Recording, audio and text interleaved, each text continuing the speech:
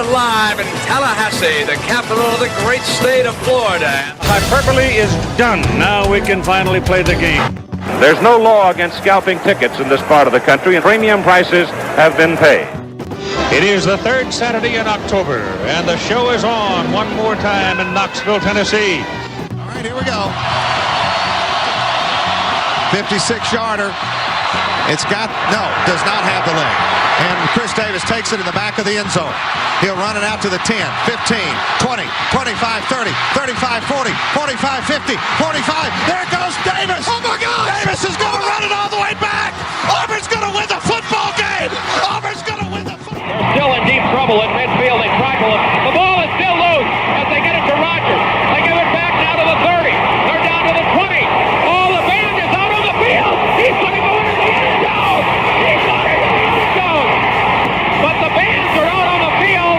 There were flags all over the place. The most amazing, sensational, dramatic, heartrending, exciting, thrilling finish in the history of college football. California. In trouble in the backfield, wants to throw now, and he's going to go deep. And I mean deep, and I mean touchdown, Florida! Tyree Cleveland in a miracle finish. A Hail Mary that's full of grace for the Gators. It's a 31-30 game, and what does Nebraska do? I have not seen the kicker come on the field, and I don't think he's coming on the field. Tom Osborne made this decision a long time ago. He's decided to go for two and take his shot at winning. I commend him for it. This is for the national championship for Nebraska. Incomplete. Here come the Seminoles of Florida State. One of the great traditions in college football. And Chief Osceola ready to get it started. College football. A matchup from the state of Florida. Moody flush, throws it down. Caught by Boston College. I don't believe it. Buck back third down on the 8. In trouble. Got a block behind him.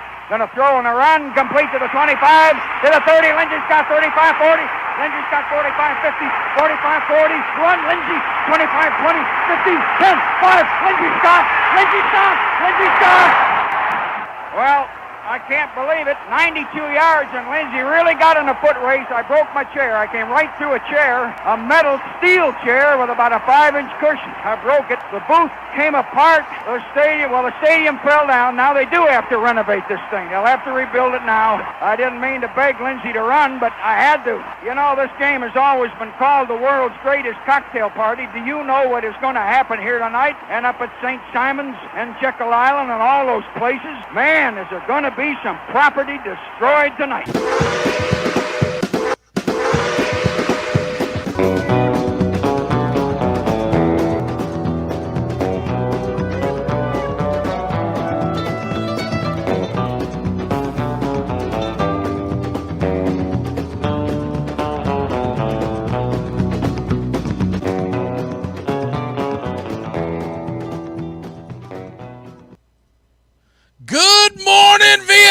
How the hell is everybody? Doing pretty good. Getting to relive that Tyree Cleveland Hail Mary against Tennessee was nice to start my morning. Well, if you would tune in at the beginning of every show, I picked something for all of y'all. I appreciate it. I've even got the Miami Hurricane one where they beat Nebraska when Osborne decided to go for two, and everybody dragged him for it. For those who weren't alive for that, he never heard the end of that.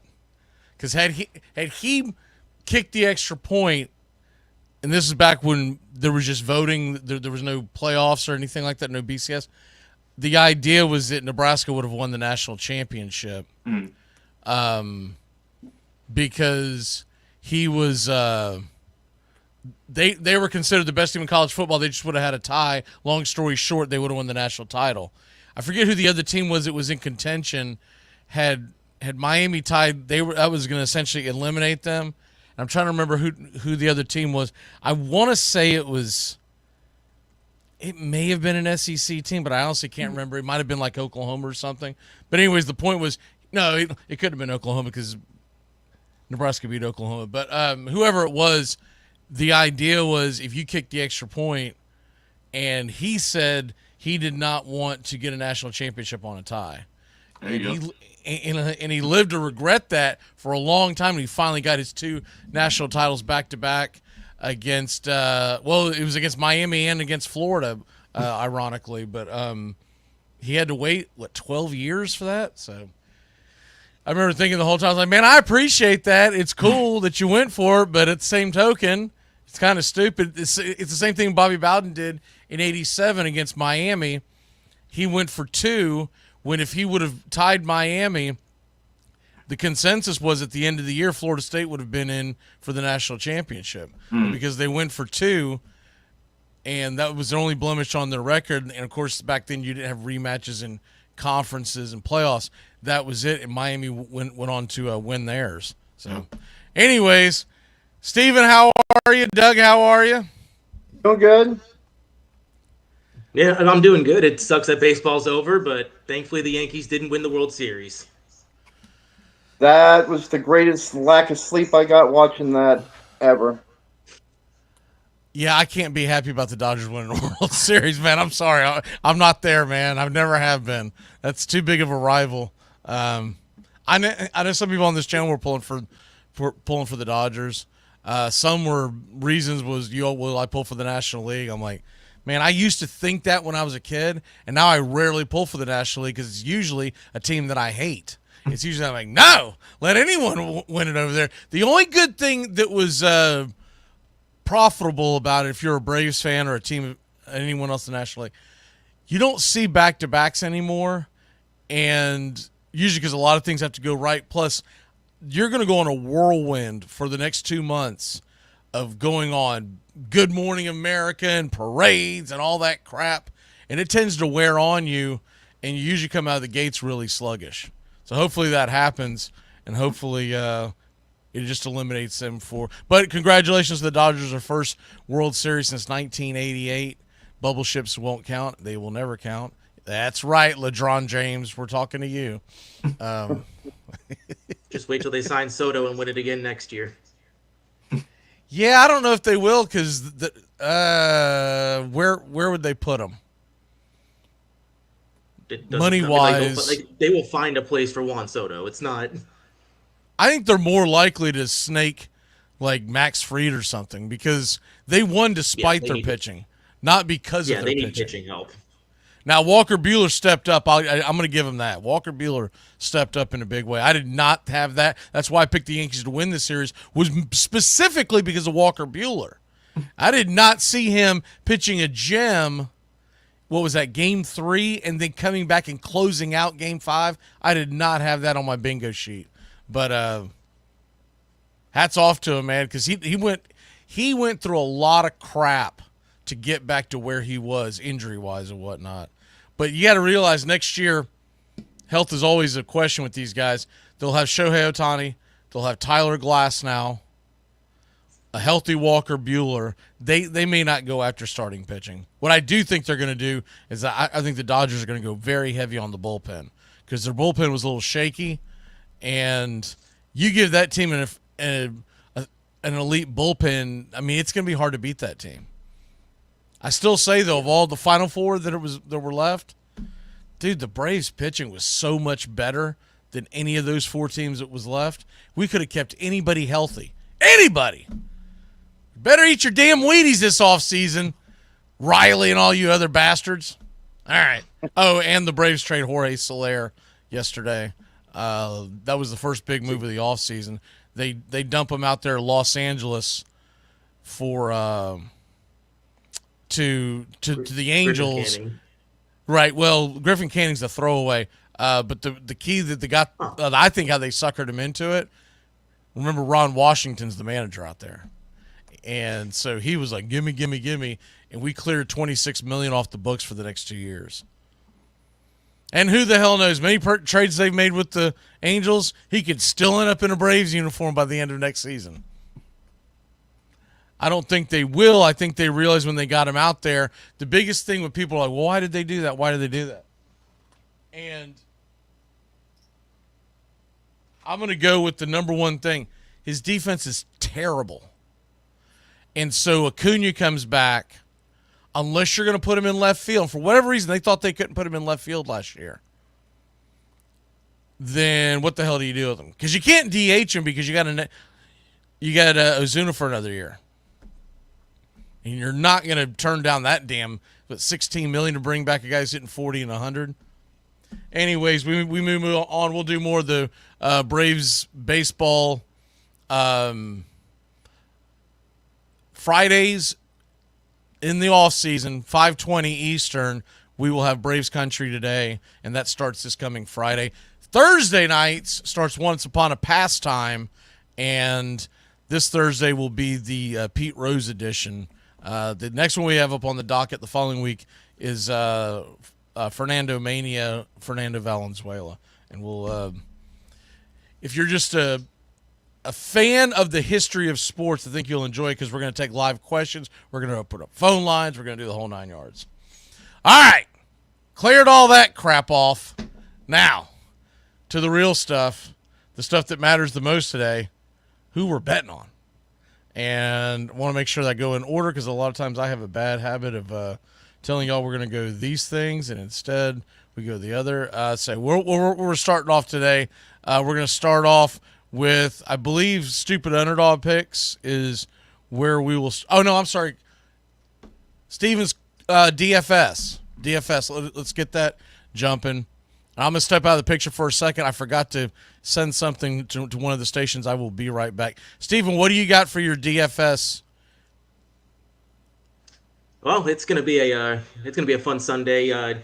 The three games that are looking like the best environment for fantasy points: Dallas playing in Atlanta. It's a dome game. Both teams play at a very fast pace. There should be a lot of plays, a lot of fantasy talent in that game, namely Bijan Robinson.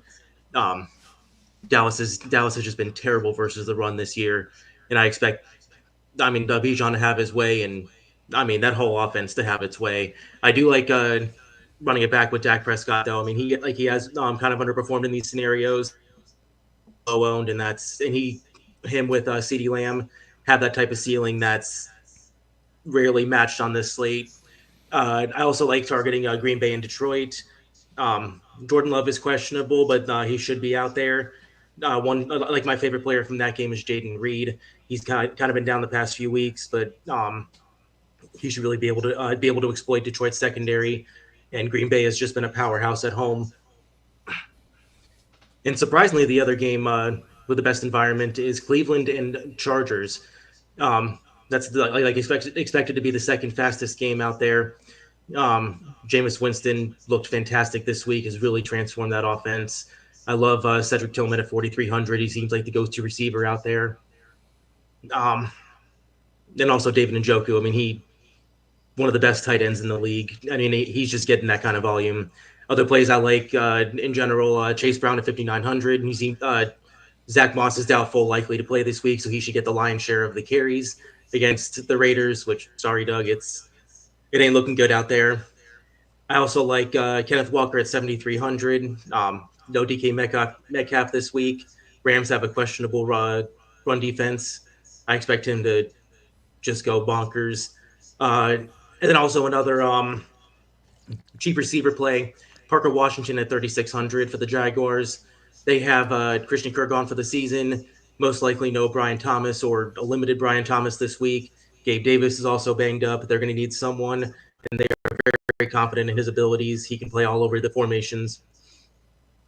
I expect him to get a lot of work this week, and 3,600 is a great price. All right. Anyone else got anything to add there on a DFS? By the way, if anyone's got any fantasy football questions throughout the show, just fire them in and we'll answer them. We don't really have a lot of time to do those like we used to, but anyone that has a question, we will definitely answer any fantasy football question you have. Anyone else got anything to add to that? No. And just to answer John John's question, I'm still going Jaden Reed if Love is out. Josh Jacobs banged up as well. He should be that kind of safety valve and kind of be the primary target on most of these plays. So start Reed if Love is out. Is that what you're saying? Yeah, start Reed no matter what.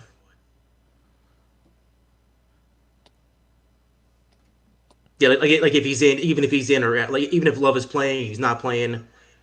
Just you're playing Jaden Reed no matter what this week. All right. Well, I'm a little gun shy if Love is out, just because I get where you're coming from, but I worry about that offense just not being able to move and them just loading the box. I mean, Willis has looked pretty good, and he's kept the offense on schedule so far. Yeah, Willis is good when you don't expect Willis to be the quarterback. But when Willis comes in and you can actually game plan for him. I mean, for instance, last week, Reed had, 55 yards? He had 3 targets, 2 receptions. The only thing, to me, against the Jacksonville defense that's 4th worst in all of fantasy football, I'm a little gun shy. But the other question, and then this is why I think Steven's going this way, what do you have on your bench that's better than him, right? Because in most leagues aren't like our trophy leagues and stuff where they're super shallow leagues and you've got all-stars sitting all over them. Most teams, if they've got Jaden Reed, that's probably one of their later picks, mid-round picks, and depending on buys and injuries, he might be the only thing that you can throw up against the wall. Mm-hmm. But it does look like, am I wrong? I thought I saw it was trending that he's going to play Jordan Love. Yeah, no, he is. Like John was just asking, like if Jordan Love sits, would you still play Reed? And right. I was just double checking that I didn't miss something that he is still scheduled to play. He is scheduled to play, but there are questions if he'll be 100% or not. Gotcha. All right, well, let's move on to our cool games. And these, basically, we just go out there and tell you one game that we all are looking forward to this weekend. Here we go.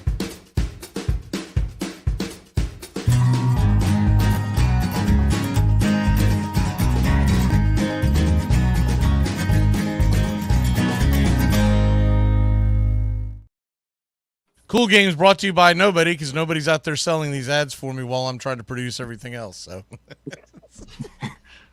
anyways, I'll go ahead and tell you my cool game because I'm calling the game at high noon. It's Ohio State. It's Penn State. It doesn't get any bigger than that. The biggest pushback I have on this college football slate this Saturday. The best games are early on. We had nothing tonight. I mean, it is garbage. And maybe they were anticipating a Game 7 of the World Series, but you can't really anticipate a Game 7 in any sport. And there really is not much on the bone as far as you looking at tonight's action. I mean, the ABC game of the night is Texas A&M South Carolina. What the hell is that? Bro. I'm a little surprised they didn't even go take a wild swing with an ACC game. It's on the ACC network. SMU Pittsburgh is a bigger game than that. Yeah. Anyways, Steven, what is your cool game? I mean, you took the words out of my mouth. Pittsburgh SMU is that is my cool game of the week. Miami and Clemson are the class of the ACC right now, but aside from that, it is Pittsburgh and SMU. Those two teams are very likely to play in the championship game this season, and I'm really excited to see if Pittsburgh's the real deal. I mean, they're going into SMU, 7-point underdog. I think this is going to be a shootout, and I'm so excited to watch it. Brian's asking why not do a whiteout 7 p.m. in Death Valley. Brian, because Fox has decided that they want the noon kickoff to be their big game. I don't understand the strategy. Their strategy is very old and outdated. Assuming that there's not something else. The reason why they do that, well, 2 things. They usually have the biggest game on at noon, so they're looking at selling commercials and whatnot, right? And, you'd rather pay more for the high noon kickoff on Fox than you would for whatever, like Duke, Miami, or a couple of the other games that are on at noon. But then the other thing is, and I think this really goes to it, I think whoever makes the decisions on their sports, broadcasting, I think there might be 100 years old because they're going off the theory that if you watch at noon, we're going to be able to keep you all the way throughout the afternoon, and you'll watch our 3:30, 4 o'clock game. You'll watch our 7 o'clock game. That's not how this world works anymore. Everybody's quick to jump out of an app. Screw it. I know that this is going on. People are streaming off their phones. So it's an archaic. ABC used to do this 20, 25 years ago. Steven, I don't know if you're quite old enough to remember, but Florida State Miami used to always be noon.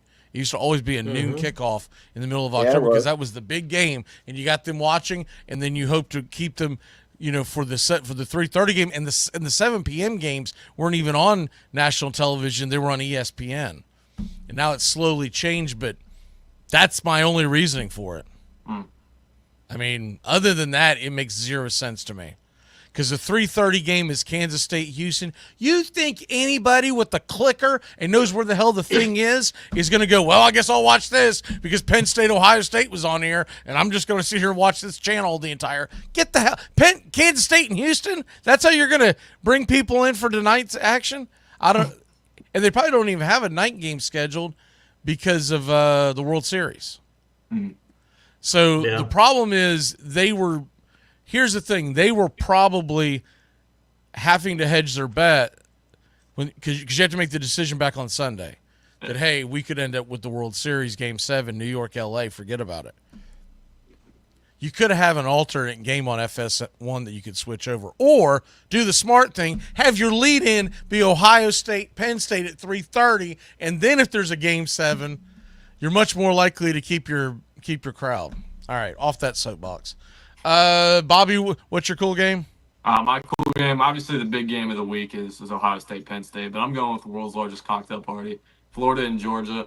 Florida, they made it competitive with Tennessee. They did a good job stopping the run. Nico was pretty ineffective against them. So I think defensively they can give Georgia a little bit of a tough test. I don't think they'll get much going on. Didn't they PC that whole outdoor cocktail party thing? Don't they call it something else now? I don't know. I'm just going with what it's been called. The world's largest hug or whatever they call it. But yeah, I'm going with that game as a Florida fan, obviously. I'm not sure it'll be so competitive, but, Florida, they gave a tough test to Tennessee, and they I don't know, man. Like, I give them a puncher's chance. Yeah, I mean, any rivalry game and stuff, I think there's always a chance, of course. I'm not going to, completely rule Florida out. And Georgia's shown some vulnerabilities this year, so I'd love to go in there and add a second loss to their record. I don't think it'll happen, but it could be a more competitive game than people anticipate. Doug, what's your cool game? Well, you guys have taken the words out of my mouth with Aston and Pittsburgh, but another game is I think it's a cool game is Vanderbilt at Auburn. This is not your granddad's. What? Vanderbilt's on a cool game. Yeah, why not? Because the spread in this game, I think Vanderbilt's getting disrespected tremendously in this game. I don't see how they have Auburn even winning this game. Oh, I agree with that part, but a cool game is supposed to be something you want to watch. I do because you were talking about old school games. A lot of times in the old days when I was a kid, all you watched was Vanderbilt lose to somebody. So. Back when you were watching Doug as a kid, you got like 2 games a freaking week. Vanderbilt wasn't on. There's no way Vanderbilt was on television in the early 1970s when there was 2 games being broadcasted. Oh, in the early 80s, sometimes the 12 o'clock game was Vanderbilt, and that was about all that was on. Was it? Yeah, it was. Good TV this year. I'm going to have to go back and check that. Because remember, back then there was like 3 games being broadcasted in the 80s. Late 80s, maybe 4. When they finally came out with that new fandangled ESPN2. And everyone went, ooh, loo. God, I think about when people try to say the good old days. Like, what are you, nuts? We got like 2 games a freaking Saturday. I came up just after that, but I know Doug had to live through that crap. When I was coming up, 3 to 4 games a Saturday, and you might get lucky and ESPN do a doubleheader Saturday night. You might get like, Air Force hosting someone way the hell out west. You also got to remember, growing up in North Carolina, as far as how they did their TV deals. You didn't even have cable in North Carolina. That's what I'm saying. And the game that you would get sometimes is Vanderbilt, and that just strange to that part of North Carolina that you'd get that game. All right, let's go ahead and dive into our NFL picks. Switching up, we'll do college football at the end now because we're leading into the kickoff. So let's go ahead and go into the National Football League.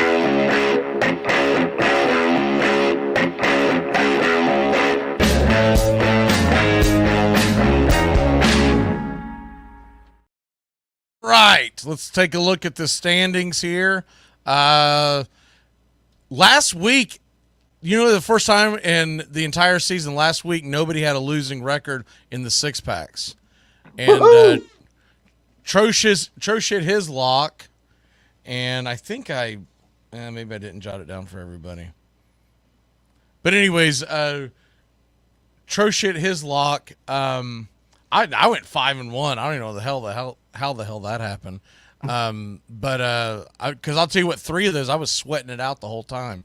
If you'd have given me an out at halftime, I'd been cashing out. I'd be like, I'm out. This is trash. But anyways, now everybody's coming into this without a losing streak. 3-3 or better last week. Steven, Steven cracked me up. He was trying to get bonus points for a push on the stupid underdog. And he was like, it's the best week I've had so far. I almost gave him a half point just to be kind. I was like, all it takes is Bobby or Doug to go, that's not the rules! And I'd look like an ass. So I was like, okay. Steven, give us your first NFL play. I hate to do it, but this is just after... This is the pick of just years of watching it. Buffalo -6 over the Dolphins. Tua is back. The offense seems to be healthy, but on defense they're missing Javon Holland and Zach Sealer, 2 of their top defensive players. And Buffalo just have Miami's number, especially at home. This is just this game more often than not is a massacre, and for it to be less than a touchdown spread, it just I don't know, something feels wonky. I don't think. Isn't that who knocked out Tua? Yes. That's my biggest concern with taking that game. Is that if you take Tua and the Dolphins and he gets his egg scrambled again, then you're gonna be sitting there going, "Oh crap!" I have to hope that because after he was hurt, they didn't move the ball at all. Yeah. I think a healthy Tua keeps him in the game, but I got to agree that 6.5 doesn't feel like enough. Well, especially with like those losses on defense, there's no to stop Josh Allen. Yeah. Especially he's an MVP caliber this year.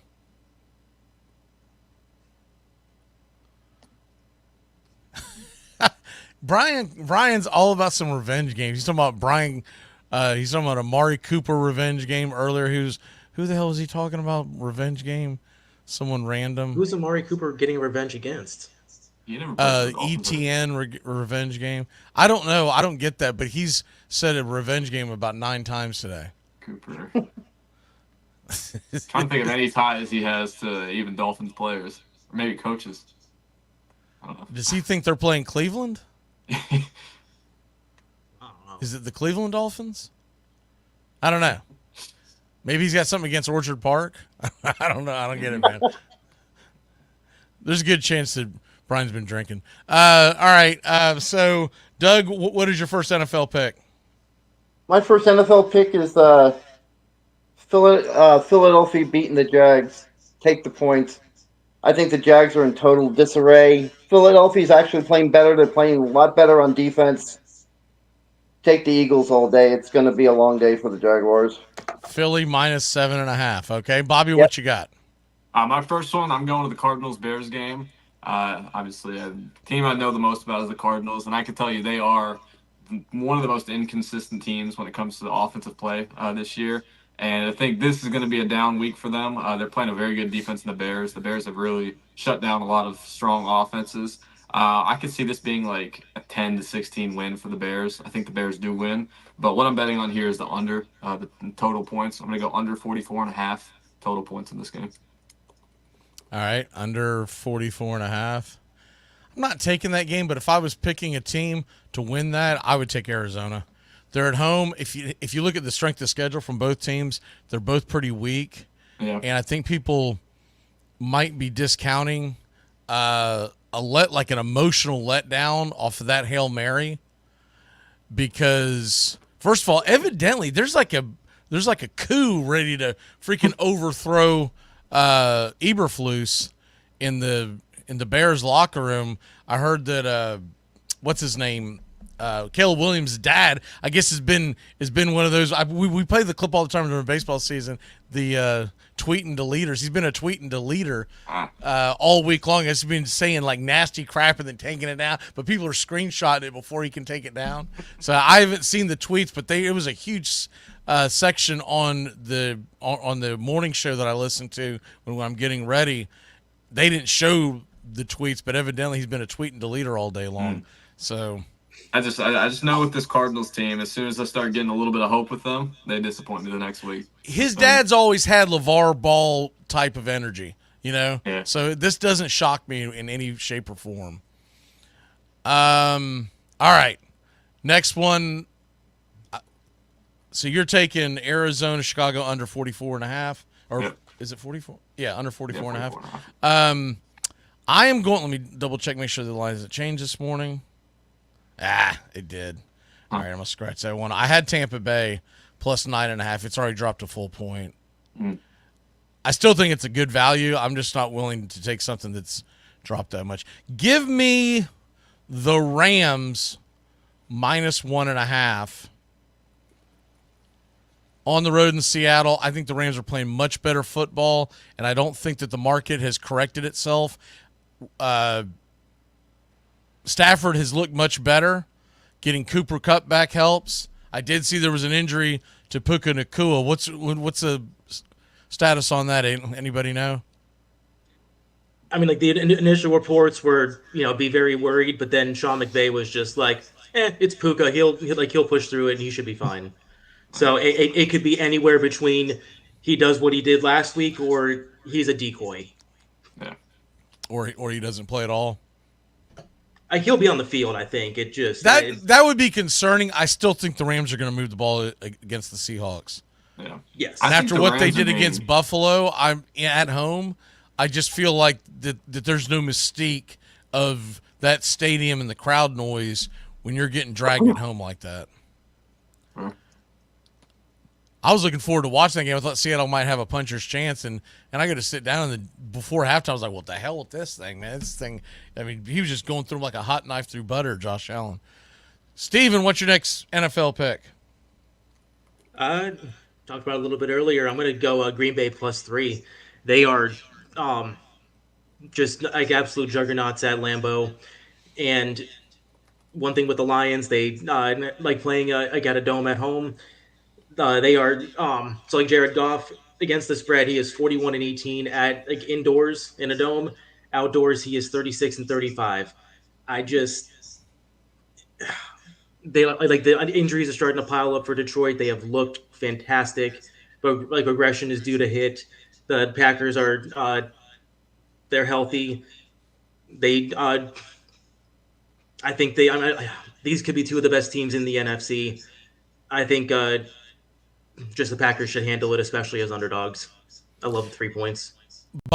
Bobby, by the way, I should have said something to you. If you want to go into the YouTube and put it in the chat as opposed to the Facebook, it's fine, because that way you can also see if someone's got a question or whatever. Okay. Because we get very little interaction on the Facebook. I meant to say something and I screwed that up. Yeah. I'll probably do it after the NFL pick. Yeah, that's fine. Like I said, if it's a pain in the ass this week, then don't worry about it. But yeah.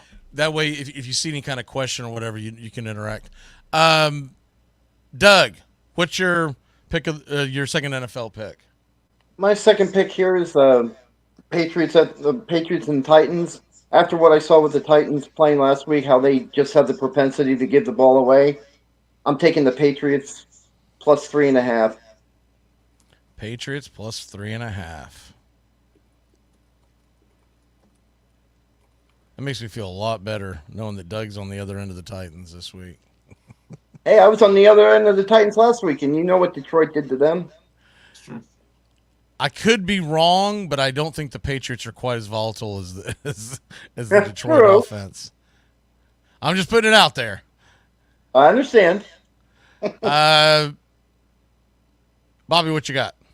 My next one, I got Chargers minus 1.5 versus the Browns. I just think this is going to be a comeback to earth week for Jameis and that offense. I think Chargers, they've been solid. I think they've been a solid team. They handled the Saints last week, which I know they're banged up with injuries, but I think the Browns are pretty vulnerable. I don't know. Maybe I'll be wrong and Jameis goes on a hot streak, but I feel like he'll come back to earth this week and the Chargers should pick up a win here. So you got the Chargers. What's the line again? 1.5. Minus 1.5. Yeah. Minus 1.5. I know what I'm waiting for, especially if they go on some kind of little mini streak. When the Browns are at home and the wind's a factor. It's only 59 degrees at kickoff on Sunday. But if it gets cold and the wind is a factor, man, I want to find a prop bet on how many interceptions for Jameis Winston. I figure he's going to be floating that sucker up. It's going to come down like a punt. What's the next one? It's me. Next one on my docket. Man, that is what's the line right now? All right, it still seems a little high on that. I'm going to take the over on the Atlanta Falcons team total of 27.5. I have just not been impressed by the Dallas defense at all. It's one of the worst in the NFL. And it's strange that this is essentially the same group they had last year, but for whatever reason, they are not making any key stops. And I do think that Mr. Kirk Cousins is going to sit back there and just pick them apart. All right, the third pick go around. Trosh, what you got? I'm going to go towards the Sunday night game, Indianapolis and Minnesota. I do think that the Colts will cover. I'm just not sure if I want to make this bet. I'm going to go the over at 46.5. Minnesota is fully healthy on offense now. TJ Hawkinson's going to be playing. I love the potential of the offense with Hawkinson, Justin Jefferson, and Aaron Jones. For the Colts, they have Joe Flacco back at quarterback this week. The Vikings defense has kind of been exposed the past few weeks. And the Colts have not only the offensive line to handle the pressure from Brian Flores' defense, but Flacco is also able to get the ball out quickly and take advantage of those blitzes. With Josh Downs, Michael Pittman, they have Jonathan Taylor, and you also get the boost of this game being in a dome. 46.5 points should be an easy over. All right. By the way, if I would have told you last year, beginning of the year, that Joe Flacco was going to be a huge upgrade over Anthony Richardson at quarterback, you'd be like, no way in hell, man. No way in hell. That kid, man, I don't know what he did while he was injured, but it wasn't film study. I think he thinks that he's just going to he's like a few quarterbacks that come in the league and think that they're going to be able to do it just off of physical talent. The interception he threw in the back of his own end zone against Houston last week was atrocious. Like, you don't even throw that ball. Hell, worst case scenario, you just swallow it and take the 2 points. But he just, every time I see him out there, I feel like the league has him figured out, and they're going to make him beat them with his arm, and it's not clicking. I mean, it's hard to argue that Flacco is the better quarterback right now. There's really no doubt he about definitely that. is. But it's kind of mind-boggling to see. They drafted him number 4 overall as knowing he would be a project, knowing he'd be a guy that would take a long time to develop and get used to that NFL curve of talent.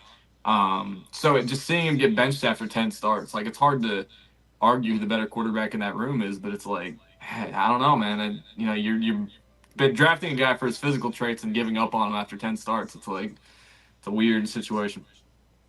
He threw the ball out in the back of his own end zone. Every quarterback for 100 years has been taught never to do that. I know, man. I know he hasn't been good, but it just feels like I don't know. I feel like they threw him out to the Wolves too early to begin with. I don't think he should have been starting. No, this that's early in his true. career He anyways. should. No, that's true. John says Airsoft 15 is a complete bust. I don't know if he's a complete bust, but he's definitely trending that direction. Yeah, that I can't argue. I would say they're probably going to give him one more year, and then after that, it'll be time to move in another direction.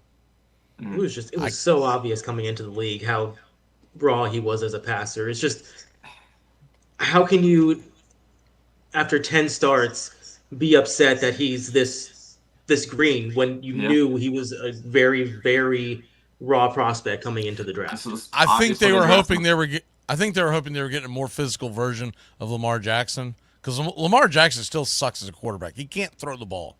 I pull for him, especially this year because he's got Derrick Henry. You haven't been watching then. But he misses receivers by 10 yards. So does every quarterback. I mean, like if you're saying Lamar is a terrible passer, you haven't been watching him. He is absolutely a terrible passer. I can go back and show you in play after play after play. Go back to the AFC Championship. Maybe. Go back to the AFC Championship game where he's throwing the ball behind his receivers. By the time that they react to it, they can't get the first down.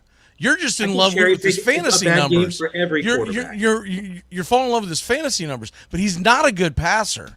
He's not accurate. It's why Hollywood Brown wanted the hell out of there. He is not accurate. He is a fun quarterback to watch, but to say that he is a good passer is absurd. I can tell you Hollywood's a bum. So what's that? I can tell you Hollywood's a bum. Hollywood may be a bum, but every receiver that goes to Baltimore gets pissed off and wants to get traded because he can't get them the ball consistently. Wait, it won't be long before Zay Flowers. I've been right about this on every step of the way. Haven't been wrong yet. Because I'm watching these games. I'm not looking at my phone. I'm not pulling up the box score. I'm not looking at the fantasy numbers. I'm watching the actual games. He is not an accurate passer. He will throw some from time to time, like, damn, that was nice. Why can't he do it again? But he's always, even if he completes a pass, the ball isn't where it should be. He just makes up for it from great athletic ability. But the problem with AR-15, to your point, he's much more inaccurate. Now, he's historically inaccurate. What was Lamar Jackson when he first came in the league? He was pretty damn inaccurate too. He has gotten better. Well, if we're talking about comparisons here, I want to make note of someone who followed a similar trajectory to this first 10 starts of his career. Look at how Josh Allen played this early in his career. And I know that's a common thing that people go to when every quarterback early on is playing bad, that, oh, they might have the Josh Allen career trajectory. But you drafted Anthony Richardson thinking he could be Josh Allen. This isn't a guy who doesn't have physical tools like Bryce Young or something. This is a guy who you expect to have that type of trajectory. Give it some time. Like, you either don't throw him out to the Wolves this early, give him time to develop behind a veteran quarterback, or let it be trial by error and figure it out that way. It's just, I think this is too early to give him someone who you know was going to be a project. So, for instance, Jackson this year, although other stats point against it, he has his completion percentage up to 66%, which is about league average, right? But when he started, he was 58%. My only point. I still think the best comparison to look at is Josh Allen, and I'm not saying he'll follow that trajectory, but when it comes to their physical profile and their production, well, he's built much more like Josh Allen. Yes. Yeah, that's the comparison you need to look at, and you guys know this. Josh Allen was terrible at the beginning of his career, so I just think you got to give it more time. If you're gonna throw him out to the Wolves early, you got to give it a lot more time than 10 starts. That's what I think. I think it's both of those ridiculous are multi-year starters. Anthony Richardson had 370 pass attempts in college. That's my only point. He was super raw as a passer with very little experience. Both of those are multi-year starters. And he wasn't good in college either. You're drafting him for his physical tools, hoping. Neither was Will Levis. I know, but Josh Allen wasn't that good at Wyoming either. Now, granted, they drafted Richardson in the first round, top first round pick, but you remember me telling you right before the season started, I guess it was last year, I just happened to be watching the Kentucky-Florida replay of Levis versus Richardson, and it was a dumpster fire, man. Yeah, there was a lot of games where Richardson was atrocious, and anybody who watched him at Florida could tell you without hesitation it would have taken a long time for him to put it together at the NFL level. That was known. You're drafting him solely for his physical tools and what he can do playing quarterback, just like you did with Josh Allen. They gave him time. He blossomed into a fantastic quarterback, probably the MVP favorite right now. Anthony Richardson. I'm not saying. Yeah, I'm not ready to give up on. Won't, but like, to me, what's concerning is he had a year off to work with coaches and film, and he doesn't look like he improved. He actually looks like he's regressed. That's fair. And that's a problem. Like that's not just a problem with him, but also who's in charge of making sure that he's. It goes back to that famous damn story of what was his name, Jamarcus Russell, when they handed him when they handed him the laptop or a Mac or whatever the hell they gave him, and they asked him to look over some plays, and they come to him at the end of the week and say, what was your favorite play? What do you like? He goes, I like them all. And then they let him know that they knew by screen time, because it was new watching screen. He never turned the damn thing on. Yeah.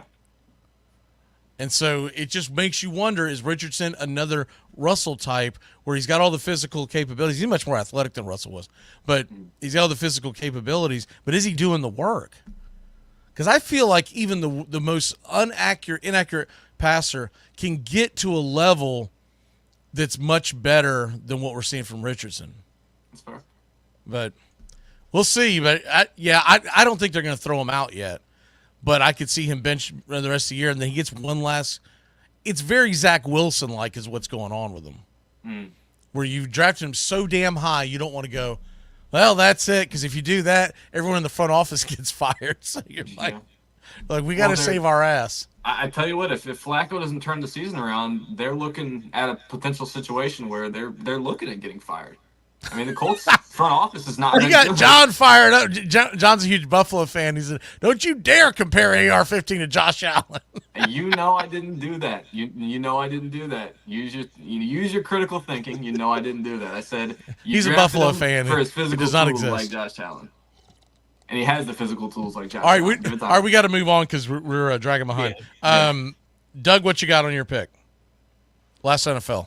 Speaking of teams that don't have a quarterback, my third game is I'm taking the Bengals to beat up on the Raiders all day, especially playing in Cincinnati in the cold. The Raiders don't play well in the cold. They don't play well at all, and they don't have a quarterback to talk about. So, what's the weather like tomorrow there? Is it supposed to be cold? 67 degrees. That's cold for a Raider, dude. Yeah, that's cold for a Raider. 67 degrees. What's that? 67 degrees. I'm just joking. They're making that trip to Cincinnati. They don't have a chance. Look, arguably the Raiders. I mean, I love the Raiders, but they right now are probably if not the worst. I think Doug's doing reverse psychology. Yeah, I'm trying to jinx it for myself since I'm lousy at my picks this year. If I just it's strange in the Circa Million contest that they have going on in Vegas with all the professional gamblers and a very common pick this week was Oakland or Las Vegas +7. I don't want to touch it either way because you can convince me either way that how that game's going to go. I'm not going to argue with the logic that the Raiders suck, but I don't feel confident betting on the Bengals much. And here's the problem: the Bengals are winless at home; they're 0-4, but the Raiders are only 1-3 on the road. So yeah, you can't really go in on that. Logic it is the Bengals defense is just they are that bad. Right. I mean, I get why you would go, and with them being with out T. Higgins, right? Mm-hmm. And of course, I don't think they should have ever let Boyd go. I mean, they probably could have made a trade for him. Hell, really shouldn't have meant Nixon was the player they needed to keep. Yeah.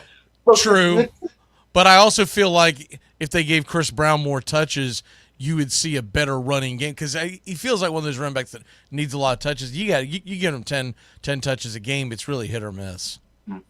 Look, one of the keys in this game nobody talks about is you watch Antonio Pierce as a head coach. You watch him with his headphones on. He looks like a deer with his headlights on. He's never calling anything. That mic is always up in the air, and all he's doing is staring like I'm staring at you right now. He looks like a kid who's about to crash the car into a tree. He has no ability to really coach. You can see it. And so many times off and last week against the Chiefs too, he loses control of the game. He doesn't call anything. He's not thinking. All right, we're spending way too much talking about Bengals and Raiders. Bobby, what's your pick? My last one, I'm going with Dolphins-Bills over 49.5 points. I think the Bills should win this game. But, they're not going to be in super desperate need of a win like the Dolphins are. They need a win to get their season back on track. I think the Bills are out to like a 4-game lead in the AFC East. But I think they'll go out there and win, but the Dolphins are going to keep trying to claw back in that game. I think it'll end up being a pretty high-scoring one, but like Steven said, I'll tell you the same thing. I'll tell you the same thing that I told Steven. I love the pick, but it scares the hell out of me that Scrambled Eggs goes out there. He's out of the game in the middle of the first quarter, and you're like, well, crap, unless the Bills score 56, I'm screwed in this one. Sure. No, the Bills can easily score 50 in this one. I'm not worried about that at all. All right. They've done it multiple times in the past 2 years. No, I know they have, but you wonder at a point where, like, they get up by, let's say something happens to Tua, God forbid, let's say he gets hurt, and it's 35-3, and it's in the second half, and you're like, all right, let's just start grinding this clock out because we don't want to get our guys injured. Mm. That would be my only. Hopefully that doesn't happen. I hope we get a shootout because it's fun to watch Tua and the Dolphins play offense, and it'd be really fun to see Buffalo, Miami going back and forth. But I have no faith in them. It's finally not in the snow. Did I send you that meme? This game's always in late December in Buffalo. Did I send you that meme, Trosh? The one with your head coach telling Tua that he needs to wear a Guardian cap, and then the next picture you see is Tua with a Cleveland Guardians ball cap on. God.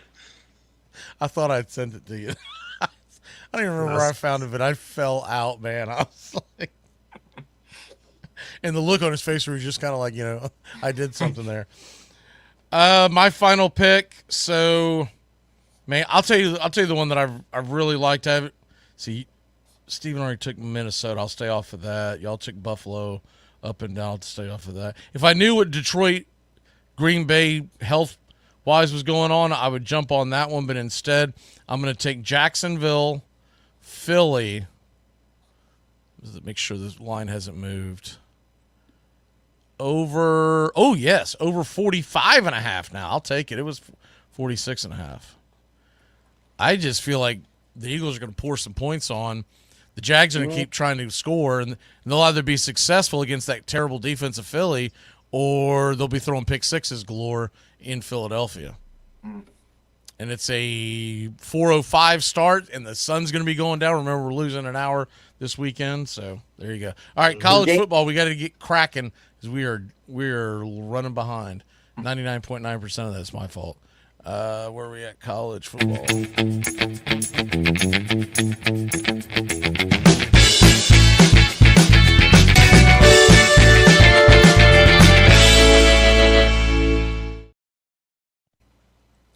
All right, let's get into it. College football picks. Steven, we'll start with you. First pick, I'm going to go NC State -10 over Stanford. Stanford is just they're looking like one of the worst teams in college. Their first season in the ACC and having to deal with that cross country trip to play a noon game. I don't see them being competitive at all today. NC State has shown flashes of being good, and I expect them to put on an offensive clinic today against Stanford. 10 points should be an easy cover. Doug, what's your first pick? Florida, Georgia, take the over.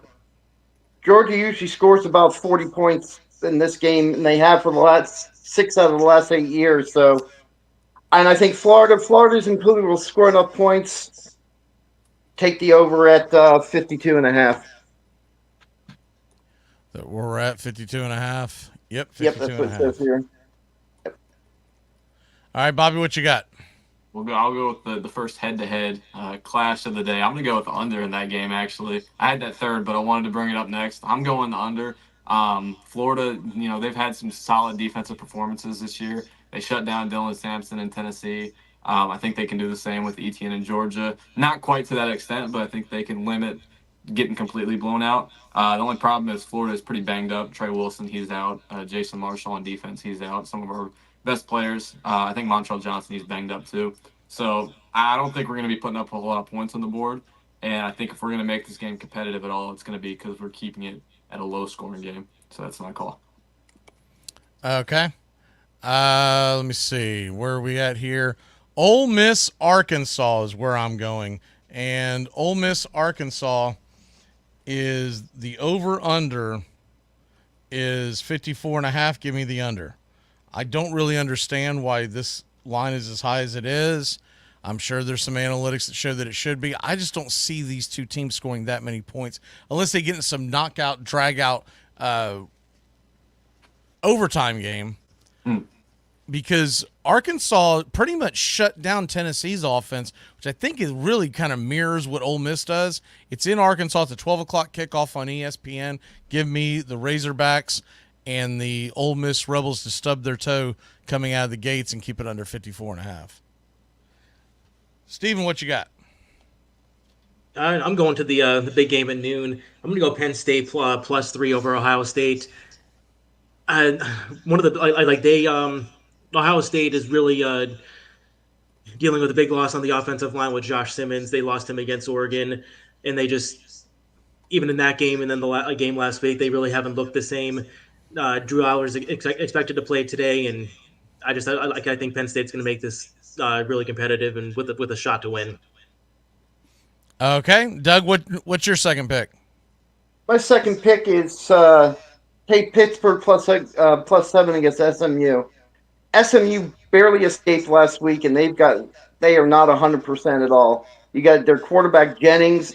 He took a hit to the knee last week. He's not going to be 100% at all. Maryland, their big star tight end is gone. I think they're gassed, and they're very vulnerable. And Pittsburgh, I like Pittsburgh. Pittsburgh is a very well coached team and has really played beyond the expectations. So I'm looking Pitt to win this game. All right, Bobby, where you at? My next one, I'm going with Texas Tech versus Iowa State. I'm going with the over at 56.5 points. Texas Tech has absolutely lit up the scoreboard this year throughout the season. Iowa State, they're 7-0. They're one of the best teams in the country this year.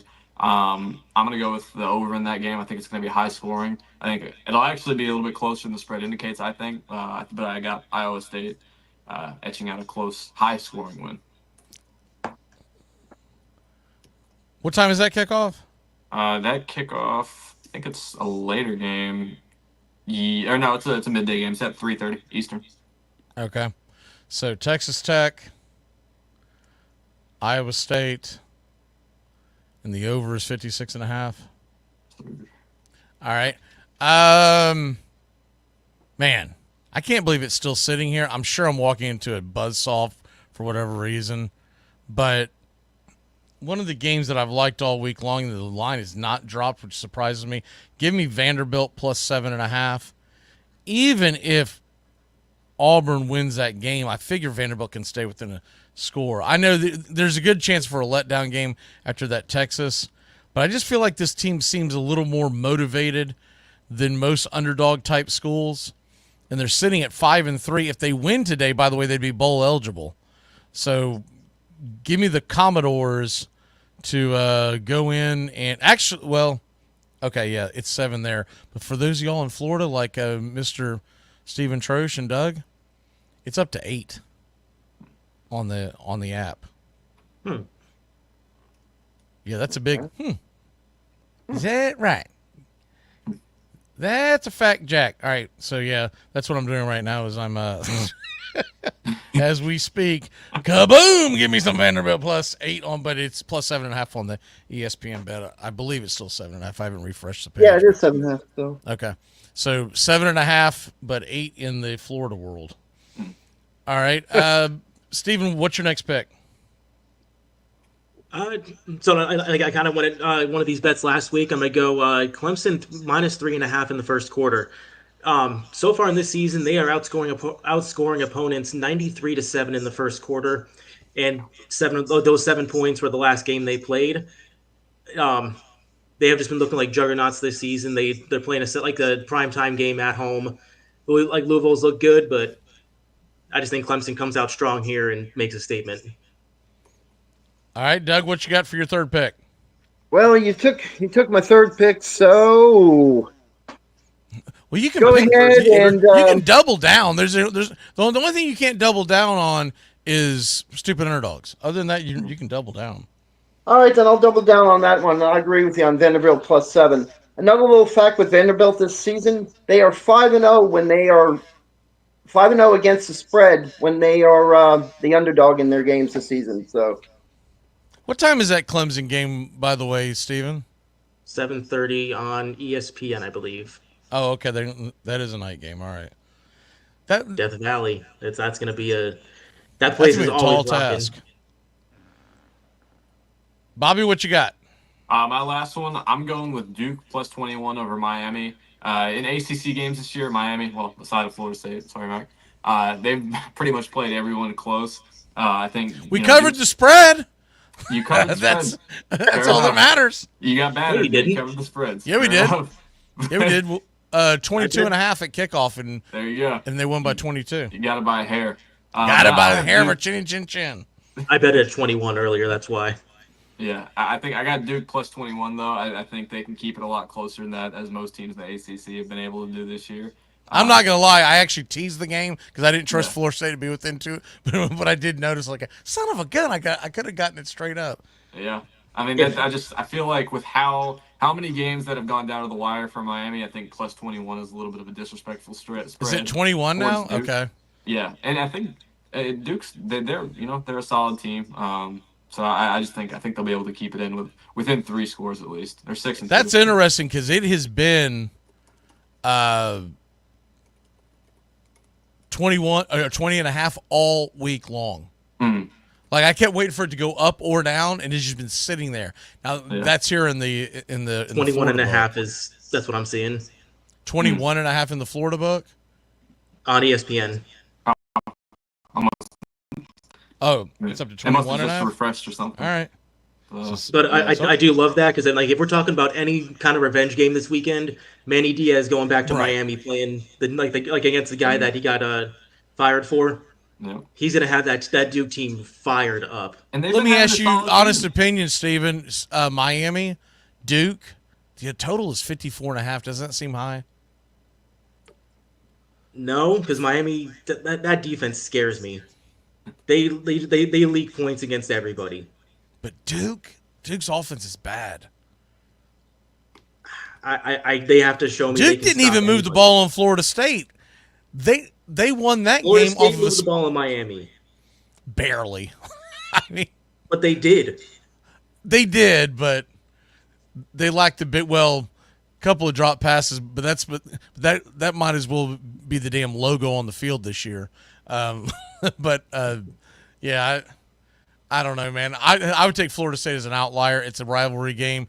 They did their best to stay in it, but that team was just so lost on both sides of the ball. But anyways, okay. I was thinking that the under was a real thing, but if you're saying no, then I'll stay away from it. It's just tempting because I think if Duke scoring like 10 points, Miami scoring about 30, Duke may cover the spread or may not, but I don't know how Duke gets to like 20 points, which is what you're asking. Unless there's like massive turnovers, but they're at home. Miami's at home. All right, last pick. It's easy, but yeah, go ahead. Last pick for me. Give me Clemson, the team total. Right now it's showing at 36.5. And the one thing that I've noticed about Dabo Swinney in his revenge tour this year, he continues to push the foot on the gas. And I think he'll do that again. I just think if he gets up, first of all, Louisville is on the end of a really rough stretch in their schedule, so they got to be worn out. But then the other thing would be is that they're a sieve anyway defensively. I mean, Miami. I watched a good bit of that Miami game the Miami Louisville game. I mean, I was definitely locked in on the wedding I was at. But anyways, I was literally that guy in the sitcom on his phone like this. But Miami went through them at will. And not that Miami's offense is bad, but my point is I haven't seen Louisville do shutdown. Boston College went through them at will. So I'm just going to take the team total. All right, let's go ahead and dive into everyone's favorites segment. There's no need to fear. Stupid. Underdog is here. Stupid. Underdog. Stupid. Underdog.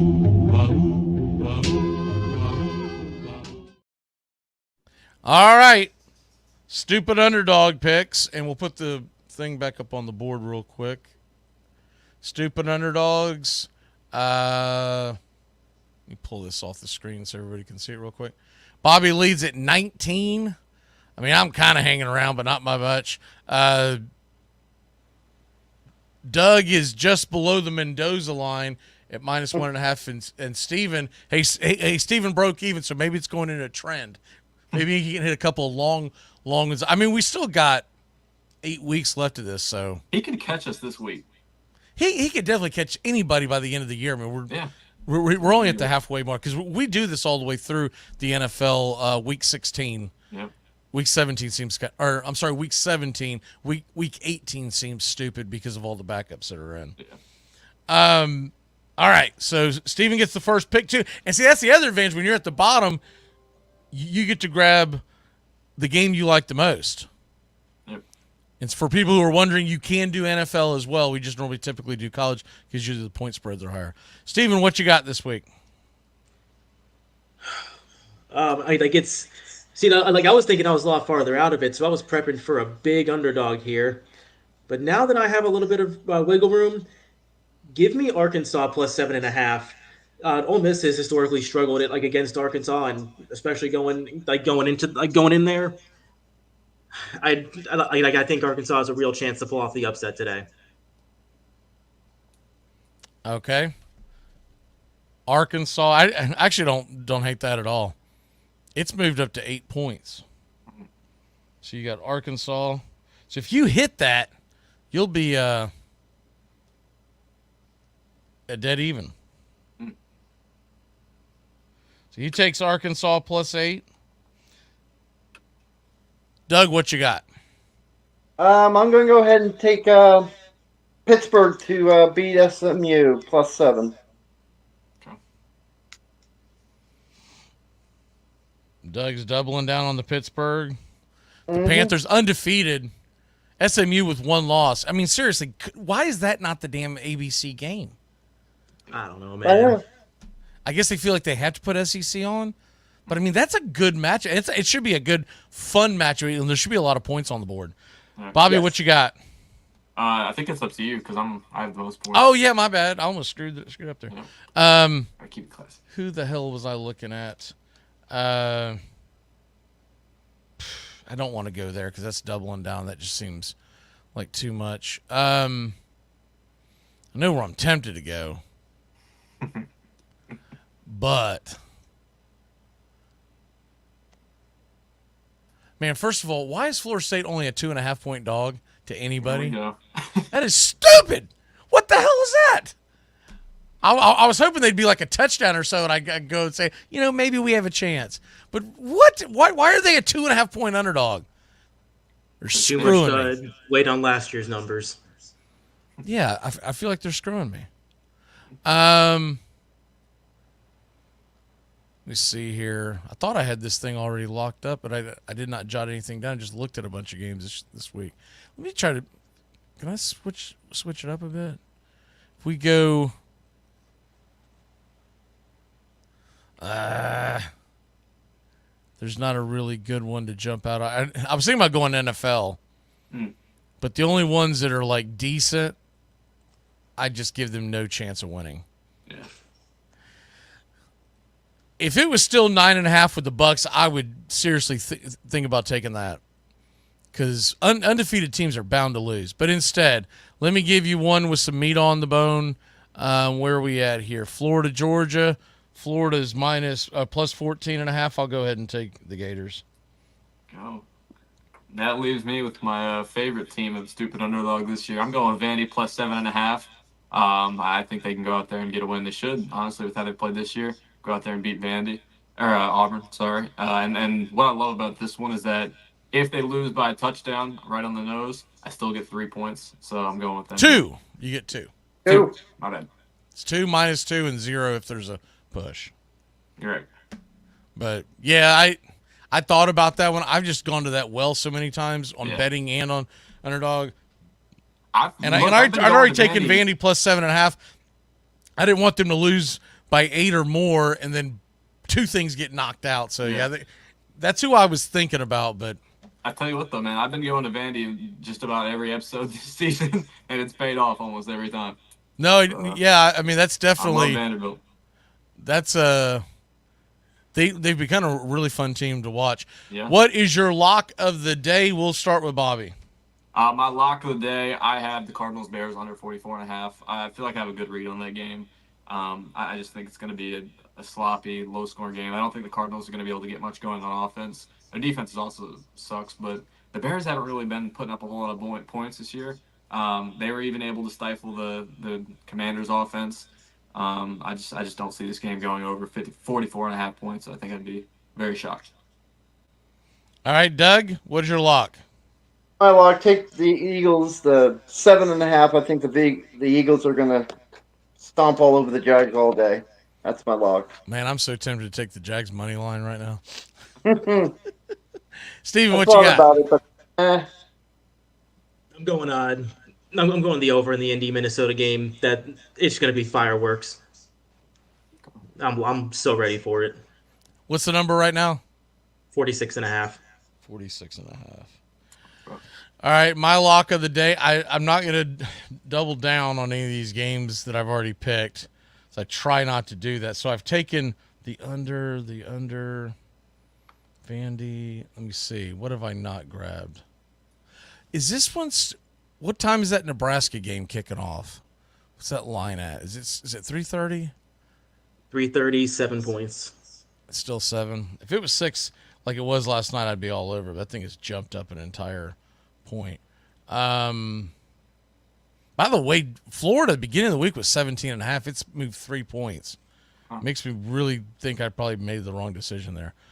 That's scary. What's that?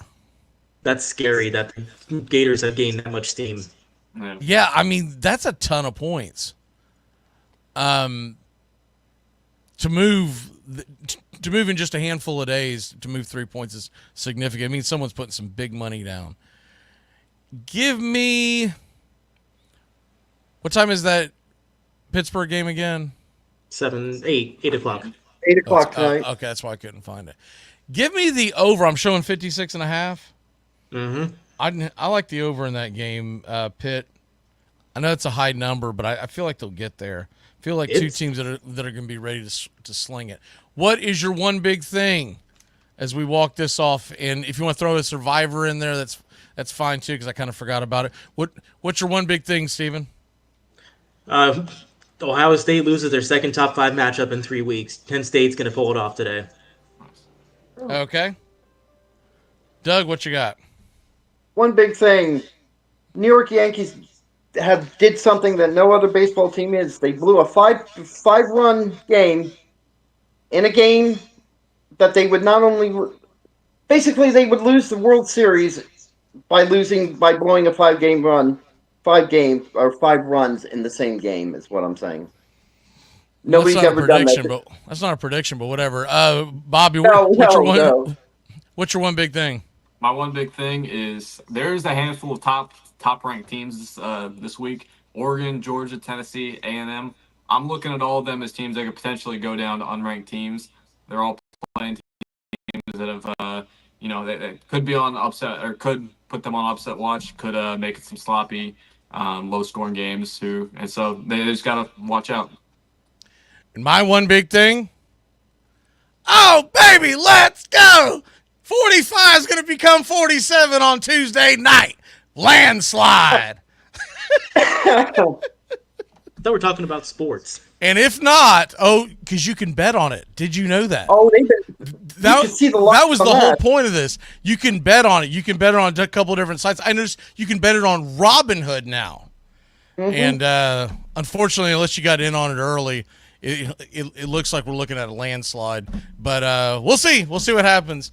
Well, I was wrong last time, but I was right that we were in an utter disaster for 4 years. Hopefully, things can get fixed, and we are going to have a watch party on the secondary channel. We will see you here in about 15 minutes for kickoff. Great job, guys. Yeah.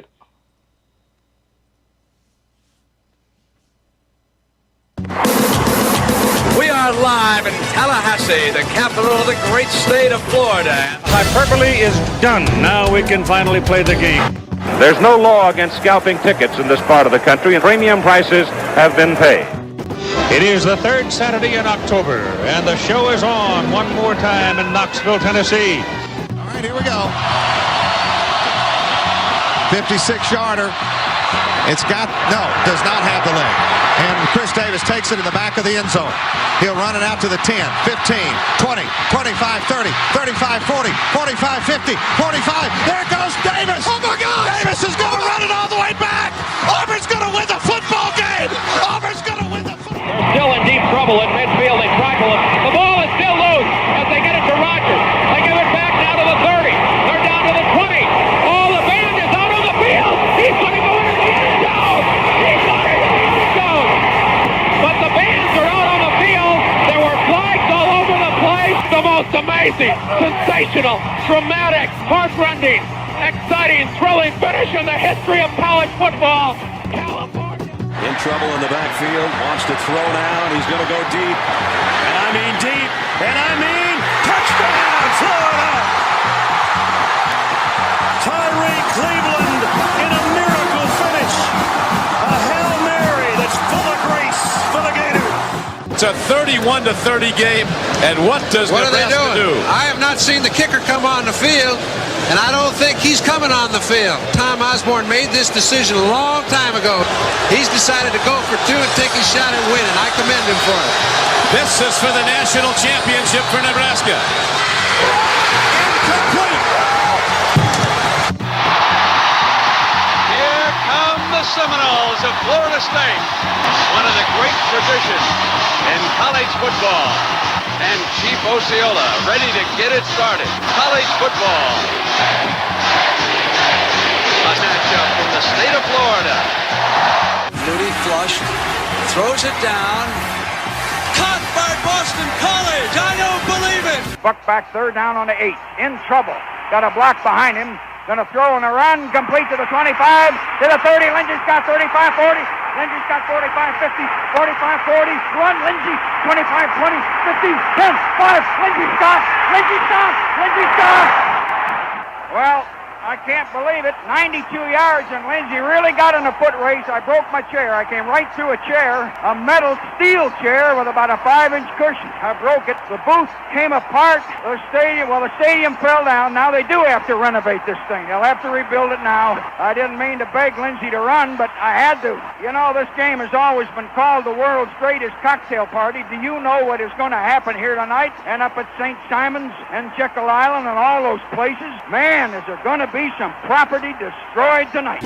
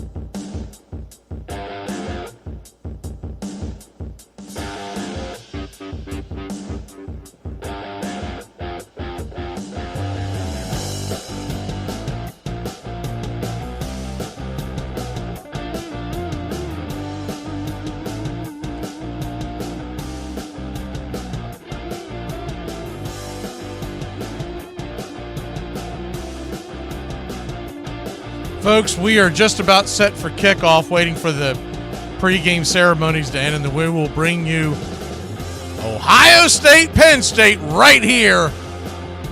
High Noon Kickoff on the way.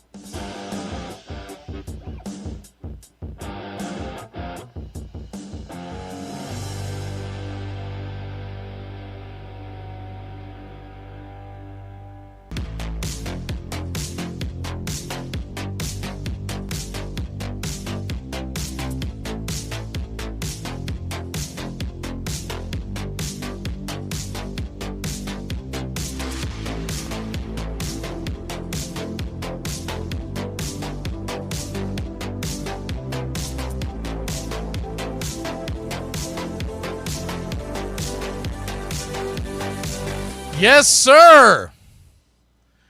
It is football time in the Big Ten. Kickoff is on the way. High and ran out of bounds. We're going to get the screen set up for you here. Give me one moment. We had a technical glitch.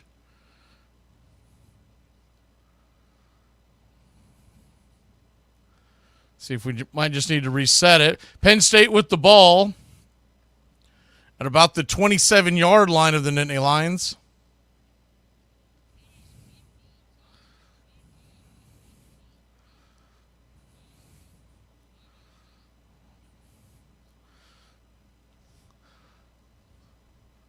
First and 10 on the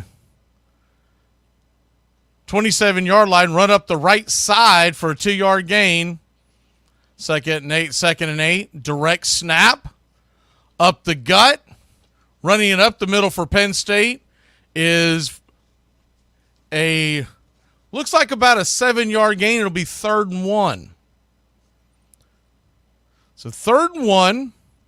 Penn State with the ball. Get you going here with here we go. Finally, we got it on the screen. We do apologize. 3rd and 1 on the Penn State handball. The ball is handed up the middle, and Ohio State may have gotten a stop. It's going to be a close spot. The line to gain was the 38.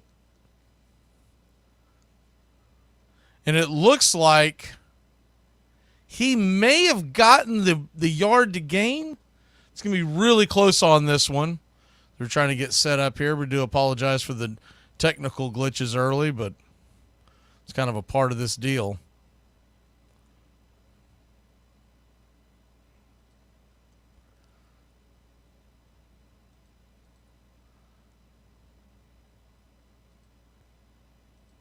So they did give him a first down. It's 1st and 10, about the 37.5-yard line. Here's the snap. Swing pass out to the right-hand side.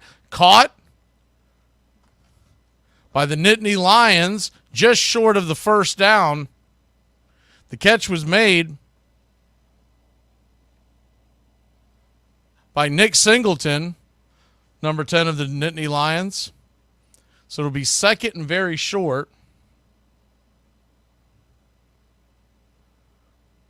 Maybe 2 yards, a long 2, a short 1. 2nd and 2 from the 45-yard line, shotgun snap. Here's the handoff up the middle, rushing off to the right-hand side, twisting and turning and getting slammed to the ground. Number 13, Katron Allen, he'll be short by about a yard. 3rd and 1.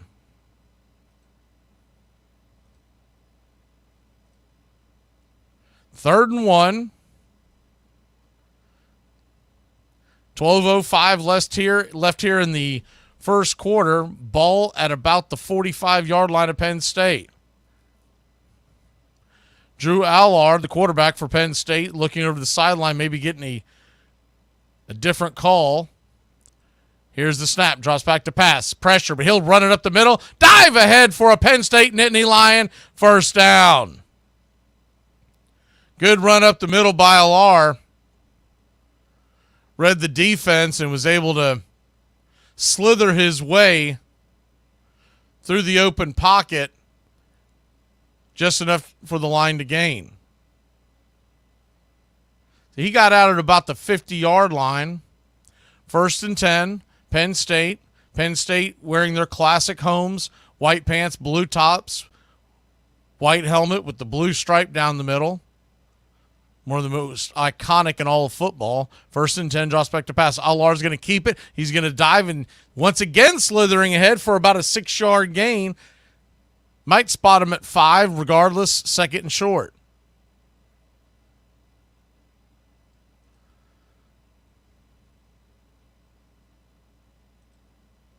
Second and short. We'll call it a short 4, maybe a long 5. Allard changing the play once again. Here's the snap. Up the middle. Off to the left-hand side. Allard will keep it. He'll dive ahead for another Nittany-Lion first down.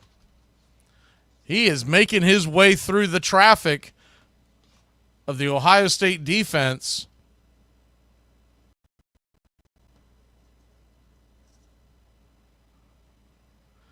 Three keepers, and every time just taking it back up the middle.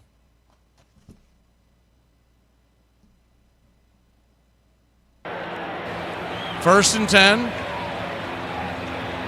Ball at the 34-yard line of Ohio State. Shotgun formation, single back set. Here's the snap. Allard dancing around, flips it over to his receiver, Nick Singleton, the running back out of the backfield. He'll nudge ahead for about a 2-yard gain. It's 2nd and 7. 2nd and 7.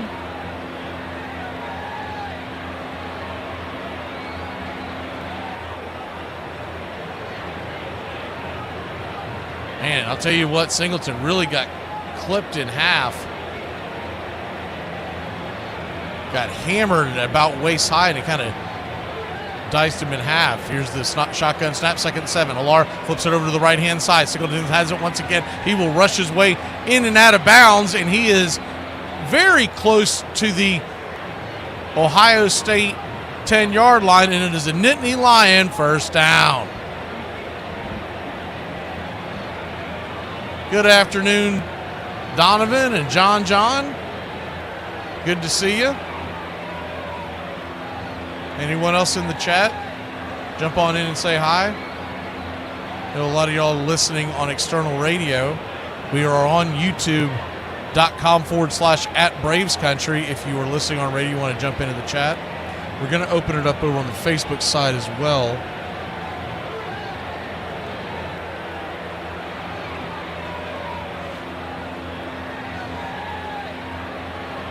So 1st and 10. Ball on the 12-yard line of Ohio State. James Franklin, the head coach of Penn State, is trying to get a clarification.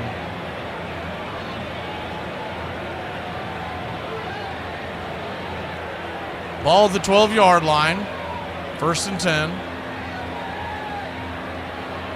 Neither team has used the timeout, so I'm not sure what that was all about.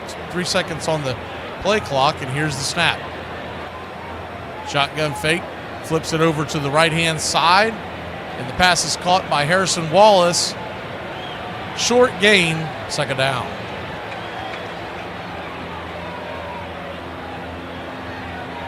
Second down, the Nittany-Lions can get a first down if they reach the 2-yard line. 8:18 on the clock.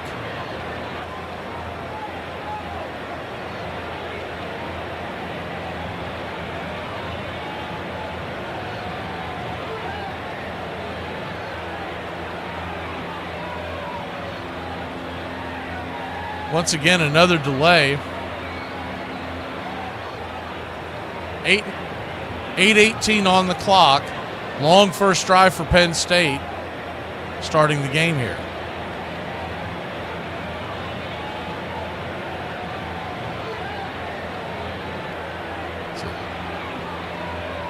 Here's the snap, handoff off the left-hand side, and it is going to be about a 2-yard gain. They called a penalty on Penn State. There was an ineligible receiver downfield, so that was 2nd and 15, now 2nd and 13. Or 1st and 15, now 2nd and 13. It was a late call. A poor job by the umpires of describing the penalty, but we did get it.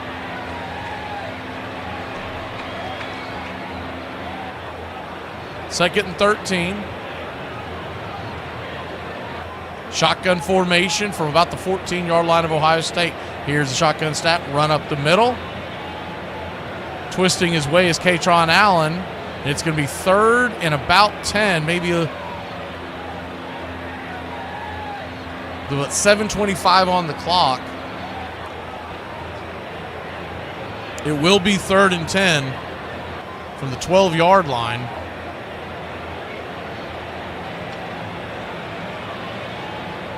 Shotgun formation.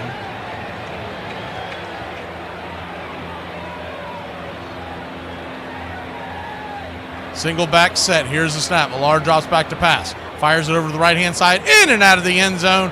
Incomplete, and it'll be 4th down. So 4th and 10. The Nittany-Lions will have to settle for 3. But nonetheless, Penn State did drive the length of the field on the opening kickoff to set themselves up for an early lead. 6:57 on the clock.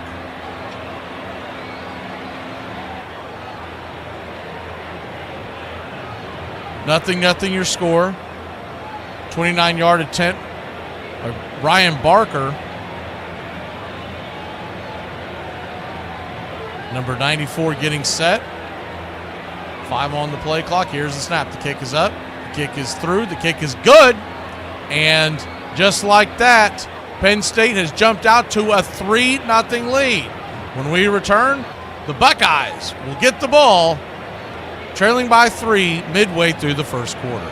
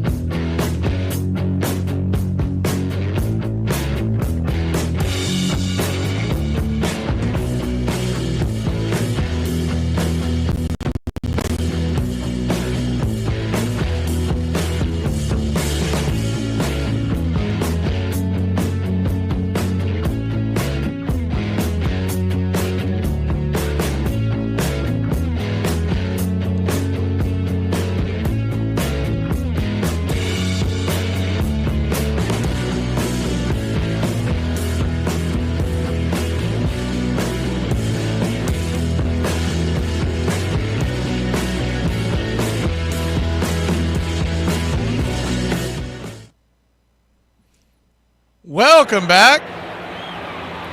Kick is off and high and deep into the end zone. We'll get a touchback. And Ohio State will set up there. 1st and 10. 6:54 to go here in the first quarter. If you're just joining us, Penn State jumped out to a 3-0 lead, drove the length of the field, eating up about 8 minutes of the clock.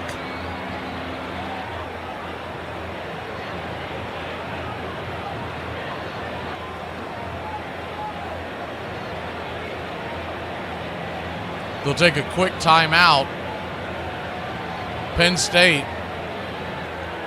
It's a 29-yard field goal by Ryan Barker. Cracked the scoring here for the game. On that drive, Drew Allar went 3 for 4 with 30 yards passing. He also added 20 yards rushing. The Nittany-Lions 36 yards on the ground so far. 3 catches, all by Nick Singleton for 30 yards. So they've yet to start moving the ball around to their wideouts, all been dump downs out of the backfield. You got to figure Harrison Wallace and Julian Fleming and company will get involved today.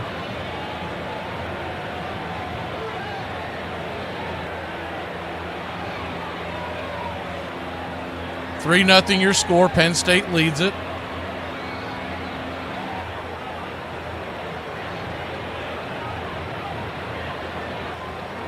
Ohio State undefeated. Penn State undefeated. Both teams. I'm sorry. Ohio State 6-1, not undefeated.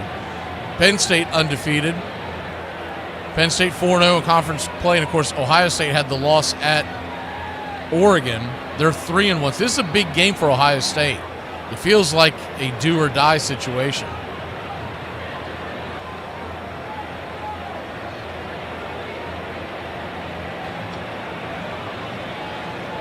Penn State Nittany-Lions. This will be their first big test of the year.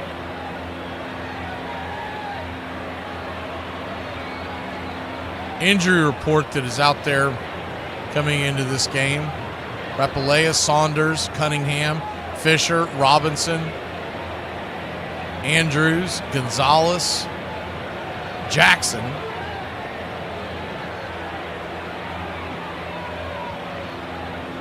Siafa, Smolik, Wiley, and Black are all on the injured list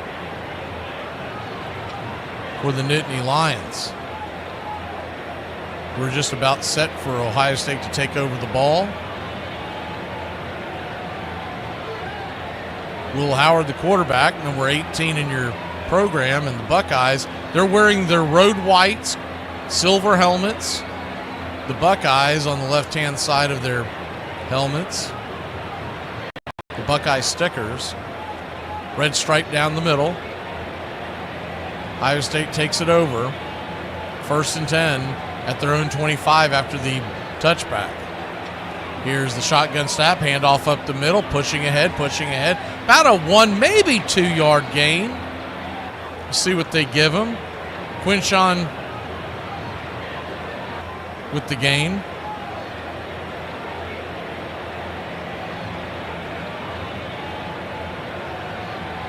Shotgun formation, Howard, Quinshawn Judkins in the pistol set.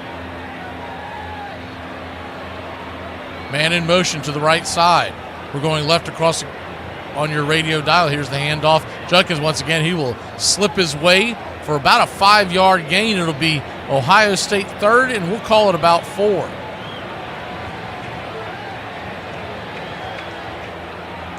Judkins, they're going to place it at 5, so they're going to place it right at the 30-yard line. Thought he might have got ahead of that, but nonetheless, it's 3rd and about 5 on their own 30-yard line. It really looked like he got closer to the 30. I'm not sure about that spot, but 3rd and 5. Shotgun formation, single back set. 1 high, 2 low. Howard drops back pass, fires it over the middle. That ball is going to go to the house. It's going to be a pick 6 for the Nittany-Lions, and it is 10-0 Penn State. Holy cow. Wow. He read that all the way. What a disastrous start for Will Howard and the Ohio State Buckeyes.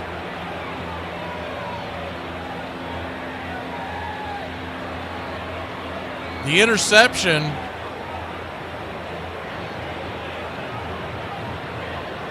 He just slipped right in front of the wide receiver. Jaden Ballard was doing just kind of like a hook route. There is a flag on the play. Might be for celebration. Have to wait for them to clean that up. So quickly, 9-0. That is what it is. A unsportsmanlike celebration. Zion Tracy, the Lion back, basically like a rover in the Penn State defense.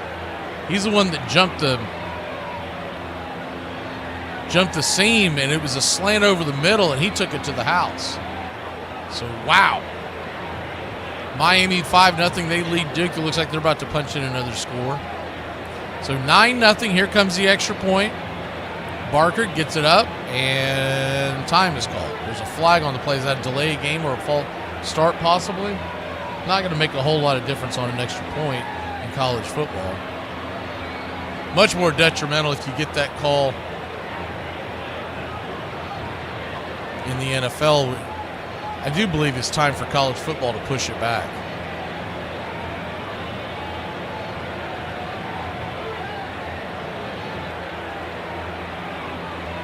So 9-0 your score. Here we go for another attempt at the extra point. The kick is up. The kick is good. And just like that, Penn State, they score a field goal on their opening possession. And a pick six by Zion Tracy makes it 10-0. We'll be back in a flash.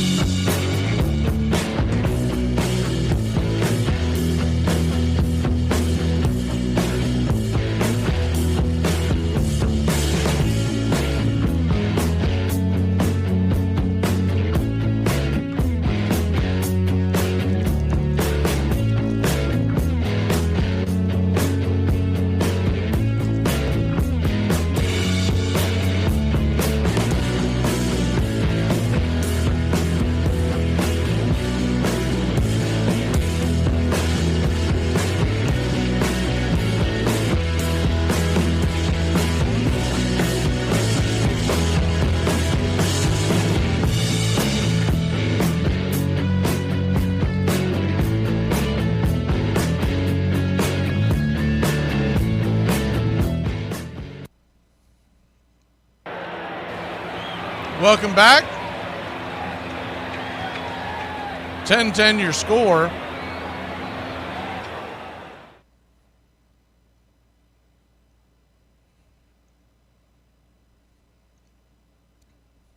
The kick is high and deep.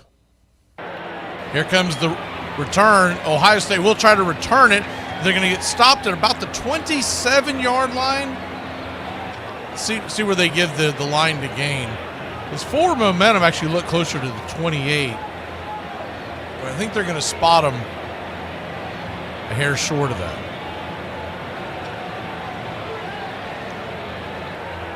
First and 10, Penn State. First and 10, Ohio State. Penn State leads this 10-0.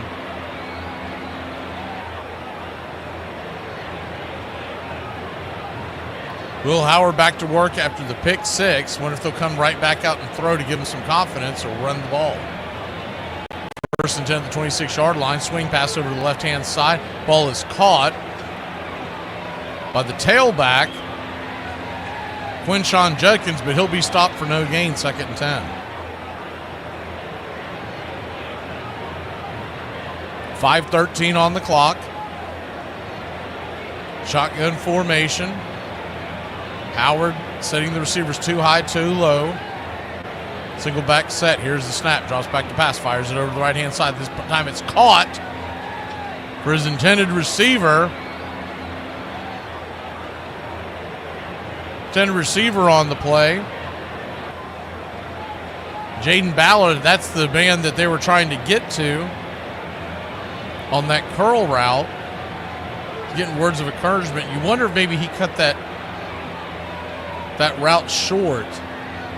But nonetheless, 3rd and 1, they're going to do like a tush push or a Buckeye buck, however you want to call it. And they will push ahead with Will Howard, and it's an Ohio State first down. 4:22 to go. The line in this game, by the way, if you're wondering, it was -3 at kickoff for the Buckeyes.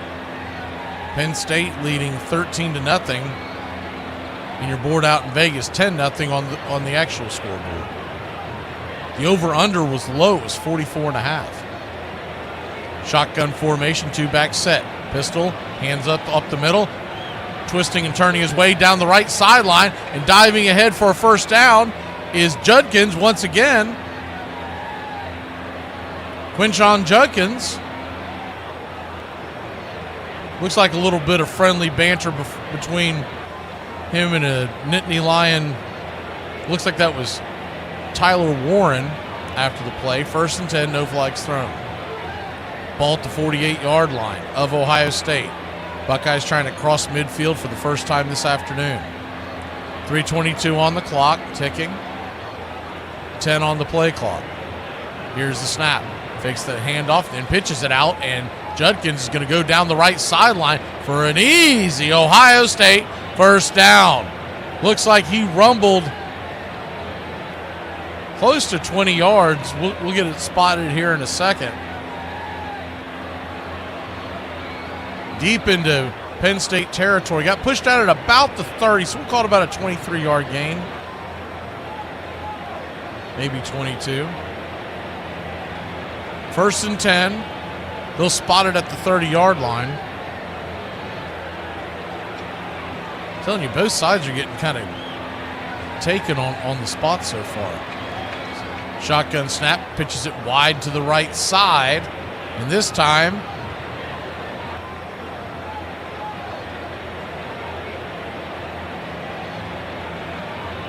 looks like it'll be a gain of about maybe 5.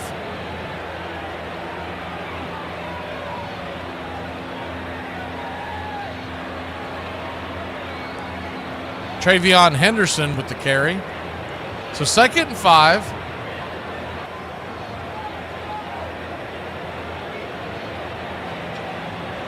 Under center, Will Howard drops back, rolls back out, throws down the right-hand side, wide open for an Ohio State Buckeye touchdown. Emeka Egbuka was sitting out there by his lonesome. Wasn't quite a play action, but they were set up under center. and it looks like that they were trying to deke them into thinking that they were going to pitch it out to Henderson in the flat on the left side. Howard rolled that way, then stopped, pivoted, and fired one on the backside. They must have seen something in the game film, and just like that, Ohio State goes the length of the field. It's just a few short plays. 10-6 your score. The extra point attempt, 1:59 on the clock. It's up, it's good, and the Ohio State Buckeyes lead this one 10-7. Good answer back by the Buckeyes offense and Will Howard after throwing the pick six. Nittany-Lions lead it. They'll get the ball when we come back.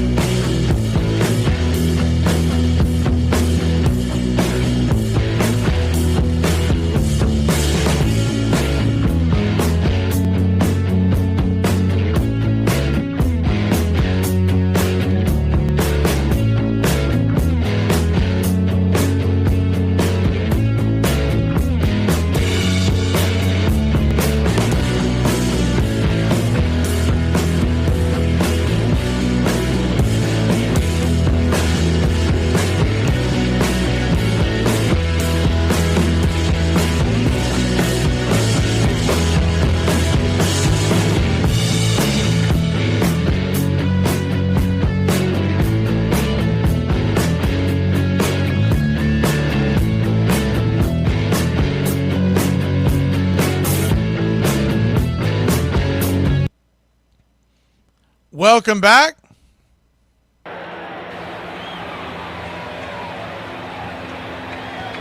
Kickoff by Ohio State to Penn State. Penn State leading 10-7. They'll take it out on the 2-yard line, running it up the middle, off to the right-hand side, and squirting away to about the 21-yard line. 1st and 10, Nittany-Lions. Leading 10-7. Shotgun formation. Aller drops back, has to chase off to his right, giving chase. He'll get past the original line of scrimmage and dive ahead for a Penn State 5-yard game. Aller is really making up some ground here in this game.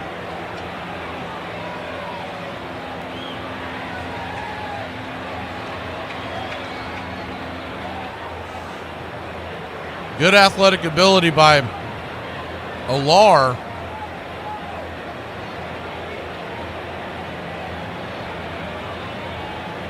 Shotgun formation, second and about, we'll call it 6. Handoff to the left-hand side, scooching his way up is Nick Singleton once again, using him a lot here in the early going. Third and about, we'll call it 2.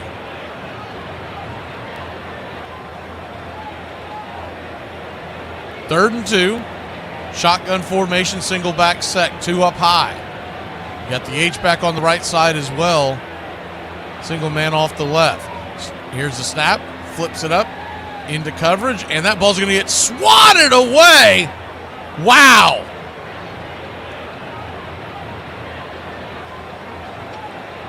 Igbenzion swats it away on a 4th and 2. The ball was high and took a while to get there, kind of floated up there. There was a flag on the play, but it was illegal formation on Penn State, and Olar was trying to get a flag called on Ohio State, but no dice. 4th and 2, Penn State will punt from the 28. Here's the snap. The kick is high. The kick is deep. And fair caught at the 30-yard line of the Buckeyes. 36 seconds to go here in the first quarter. There is a flag on the play. Hold everything. See what this is about. And it's going to be, looks like a hold on Ohio State. I believe it was on the return. There was no indication given. But it looks like that's where we're at. 1st and 10. Buckeyes, they're actually going to mark that at the 29-yard line of Ohio State.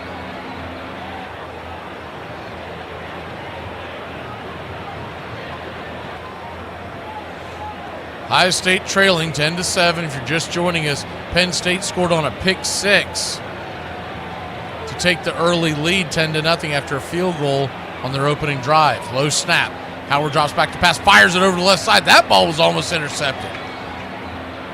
Forcing it in there on the left-hand side over to Jaden Ballard once again.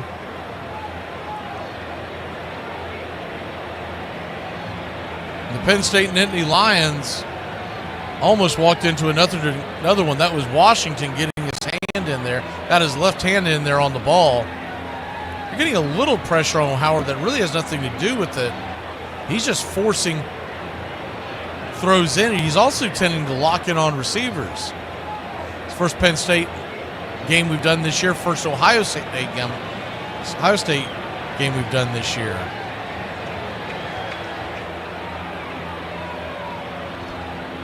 It's an injury timeout. Appears that was Izzard, number 99.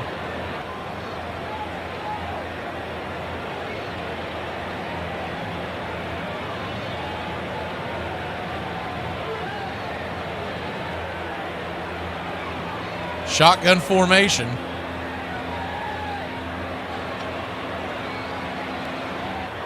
Here's the snap. Drops back to pass. Fires it over to the right-hand side. The catch is made. Diving ahead. About 2 yards short of the first down was Tate.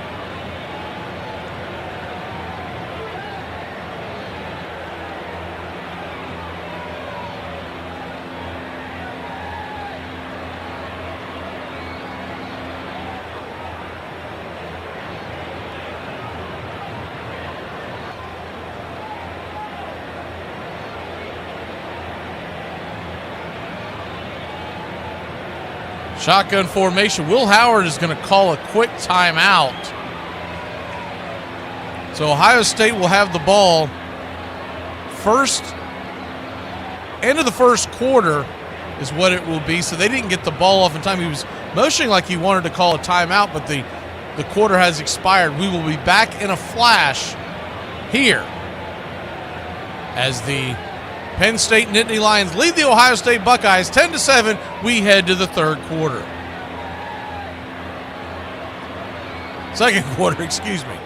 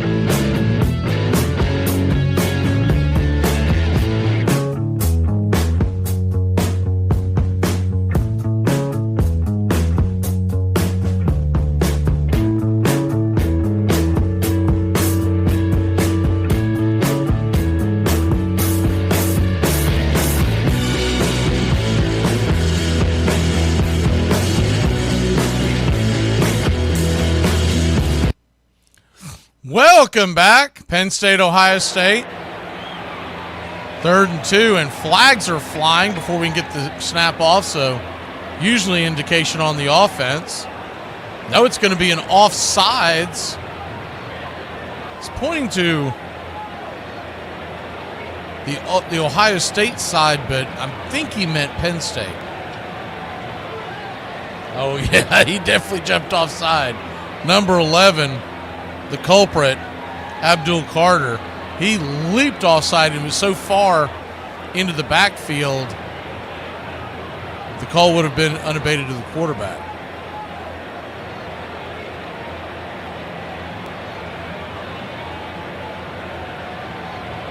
Four penalties.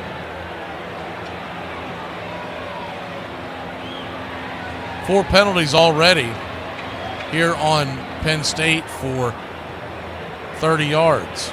Shotgun formation, snap is over to the right-hand side. It's going to fall down to the turf, incomplete. It'll be 2nd and 10 for Ohio State, but that was another errant pass diving attempt by one of the weak side linebackers almost made the interception. And he has been really careless with the ball. Will Howard's got to tighten that up. Penn State will make you pay.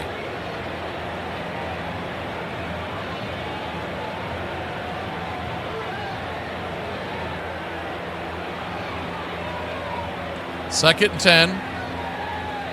Shotgun formation. Here's the handoff up the right-hand side. He's going to get dropped for a loss of about 1. Judkins once again with the run. And it'll be 3rd and 11. 3rd and 11. No huddle. Will Howard, single back set. 3 low, 1 high. Here's the shotgun snap. Now he's going to move over into, looks like Howard is changing the play. 10 seconds on the play clock. Here's the snap. Howard drops back to pass. Drifting over, throws over to the left-hand side. It's going to be caught, but the line to gain short of about 3 or 4 yards. It'll be 4th down for the Buckeyes. There is a flag on the play. Howard's pointing over to the right side. Looks like it is going to be against Penn State. Unsportsmanlike conduct. Are you kidding me?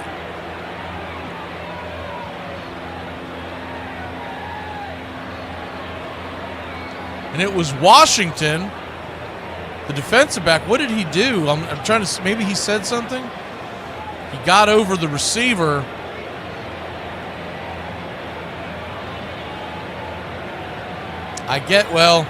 So for those of y'all who are listening and can't see it, the receiver was on the ground and he got over and kind of put his crotch in his face in the short of it. I think he said something as well. It wasn't a normal like standing over the receiver. 1st and 10, shotgun snap down the right sideline, making the catch as he inbounds. Tate was out of bounds. They went back to the well for Tate, and he absolutely had Washington, who had just gotten that flag called him. He had him burned, but the throw was well left out of the sidelines. By the time Tate came down, his elbow came out of bounds we'll call it about a half yard out of bounds. So 2nd and 10. Shotgun snap. Flips it over to the right-hand side. Catch is made by Judkins. Be about a 5-yard gain, 3rd and 5. 3rd and 5.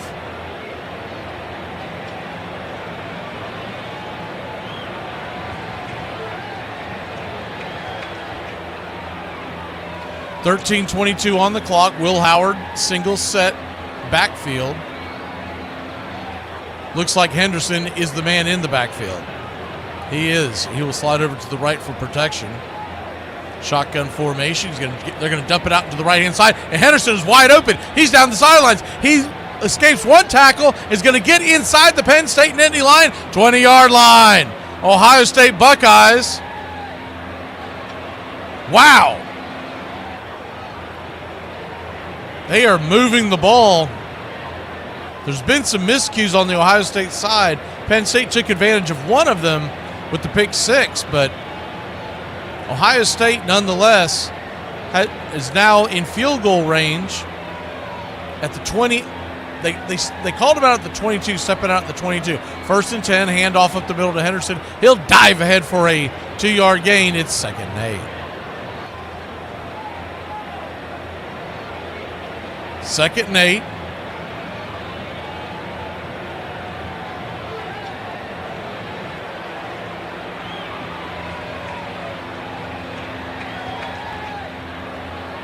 Appreciate y'all joining us today for the High Noon Kickoff.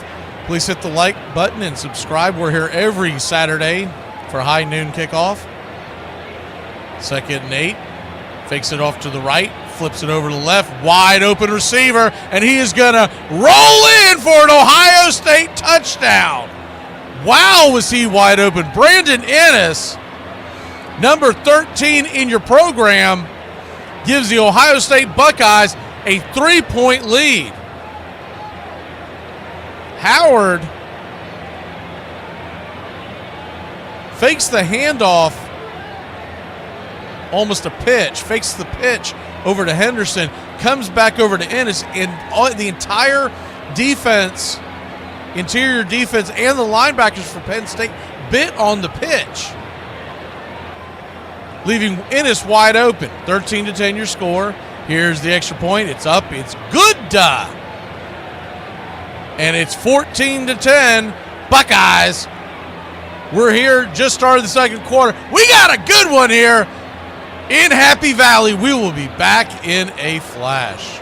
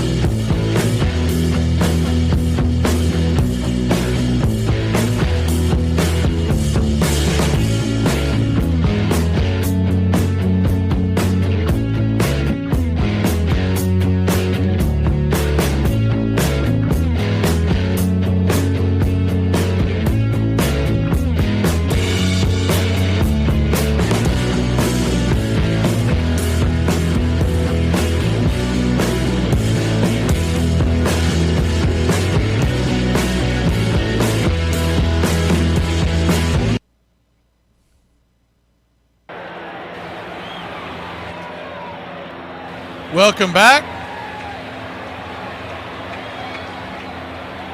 Ohio State's just taken a 14-10 lead. 11:54 on the clock. Here's the snap. The kickoff to Penn State goes in and out of the back of the Nittany-Lions end zone. And that's where they'll set up shop at the 25-yard line.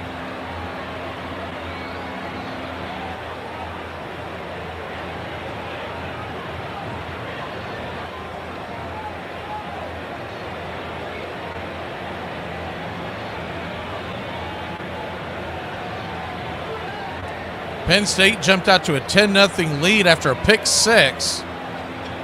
It's been all Ohio State ever since.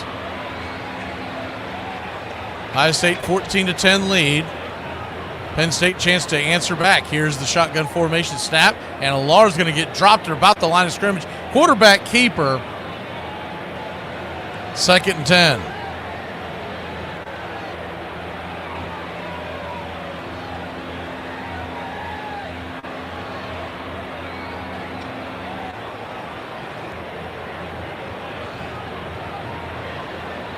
2nd and 10.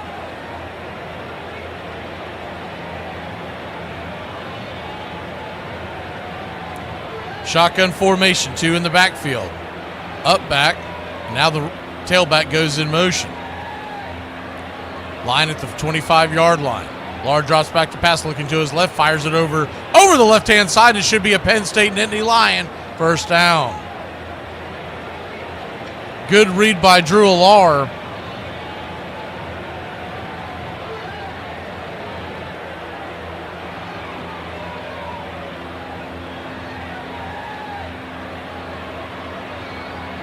Penn State needed that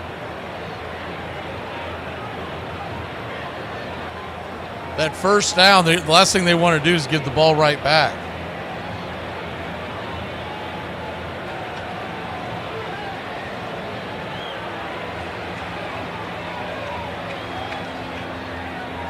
First and 10, there's going to be official review. They're going to see if he actually caught the ball.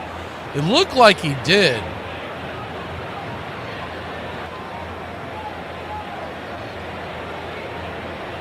Might get a better look here on the replay as they're showing it, and he did juggle it. Looked like he hit the ground.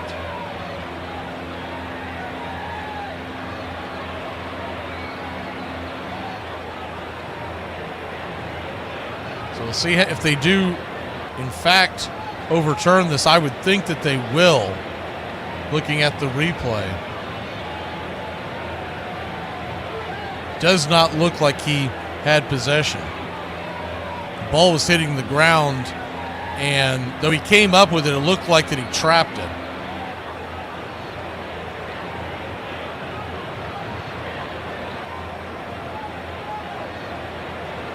We're trying to get something edited here for you to add to your experience. We should have it up very shortly.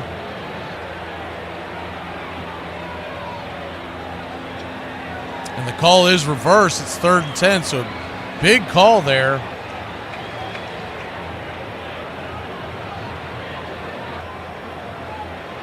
If you're an Ohio State fan, you're very familiar with the OHIO. If you're a Penn State fan, you're very familiar with the We Are Penn State. After we come back for the next break, we're going to be able to add that to the game. We had a huge problem with the technical side of it this morning. Do apologize. We were planning on having it the whole way. Shotgun formation. Ball at the 25-yard line of the Nittany-Lions. Penn State trying to hold on to the ball here. 3rd and 10. Lard drops back to pass, fires it over to the left-hand side, and is incomplete. And Ohio State should get the ball back with the 4th and 10 coming for the Nittany-Lions. On their own 25, you can't imagine that they are going to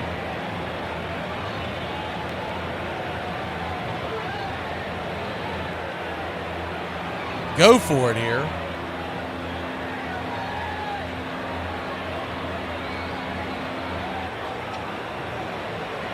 Fourth and 10. Here's the snap. The kick is high, deep, over into the 40-yard line. It's going to dive right there, almost like a golf shot, twisting back on a pitch.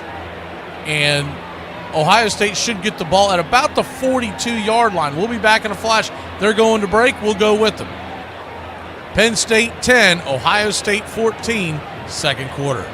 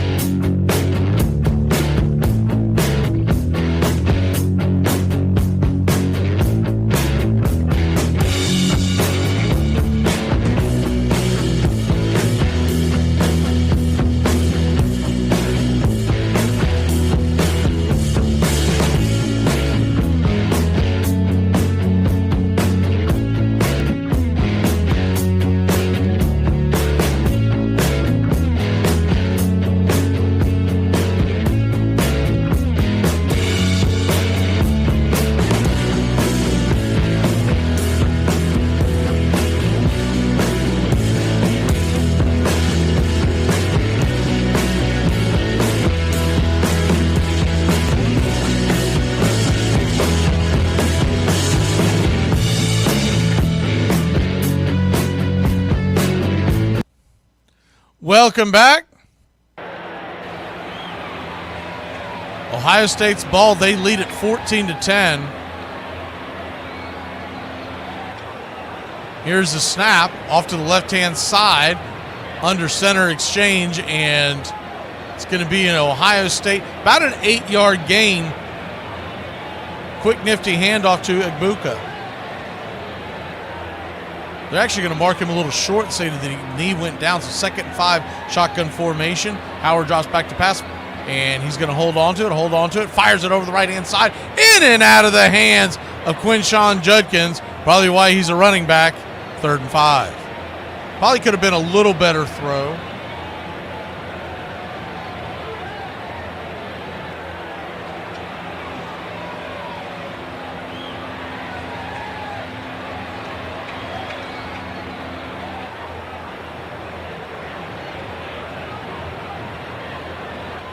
Shotgun formation, 3rd and 5.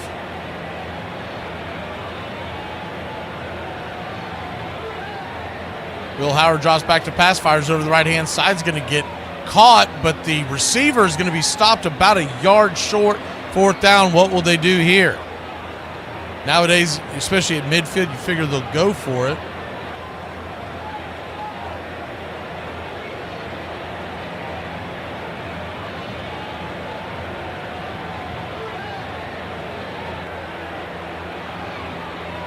Does appear that they will go for it. What was that stat they just put up there? Ohio State has scored a touchdown every time they go for it on 4th down in a drive. 4th and 1 at the 49-yard line of Penn State. Will Howard is going to call a timeout. He didn't like the look.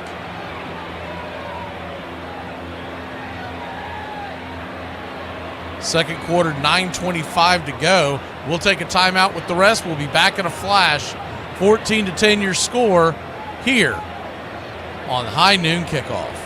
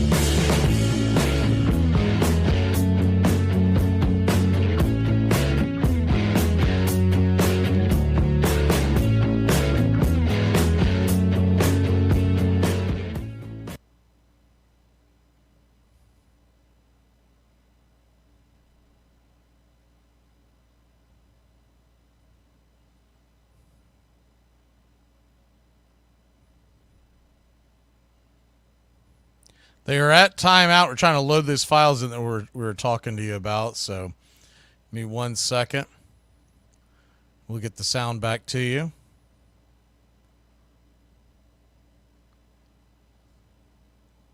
$14-10 your score.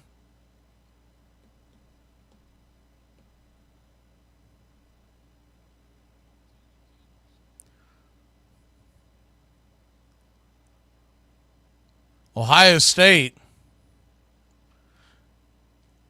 looking to go for it on 4th down, but for whatever reason, Will Howard did not like the look of the Penn State defense. So we're in a quick timeout.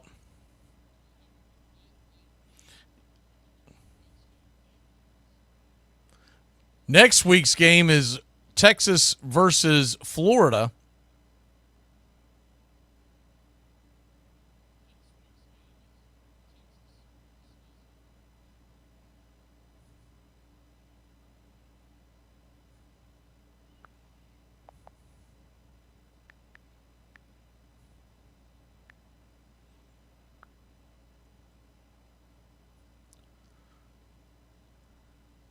$14-10 your score. We will be right back when the game resumes.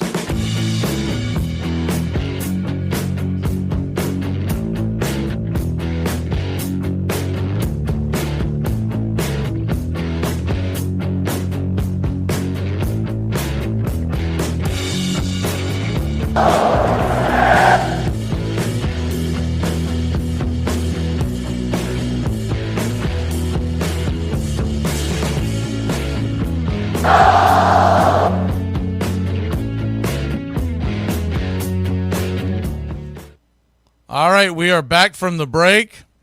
4th and 1, shotgun as he drops back to pass, and Howard's on the run, flips it over to the left-hand side. The ball's juggled. Making the catch is number 15 of the Ohio State Buckeyes, Thurman. Wow, what a catch. Holy cow.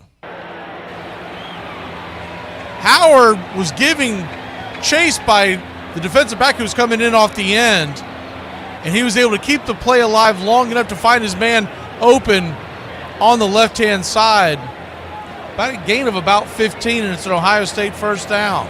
Wow, gutsy call. I think they thought he was going to be able to roll out for the first down himself, but the pressure by the Nittany-Lions forced him to throw. Shotgun formation, here's the snap up the middle, pushing ahead, and it's an Ohio State, about an 8-yard gain. Will be 2nd and 8. 2nd and 8.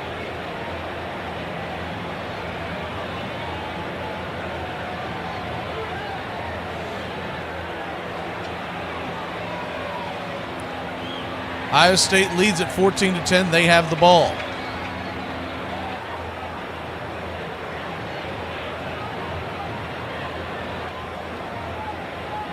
Shotgun formation, we'll call it 2nd and 3. And Howard's going to keep it up the middle. He's going to actually get dropped for about close to a 2-yard loss. It'll be 3rd down. Looked like if he would have handed it off to his up back, that he might have been able to push ahead for a few yards, maybe even get the first down. 7:38 to go, 3rd and 4.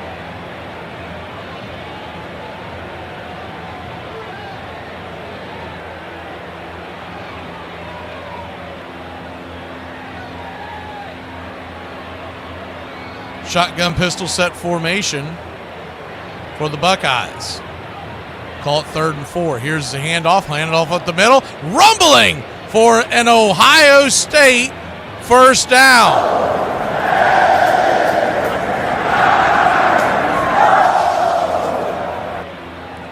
Wow.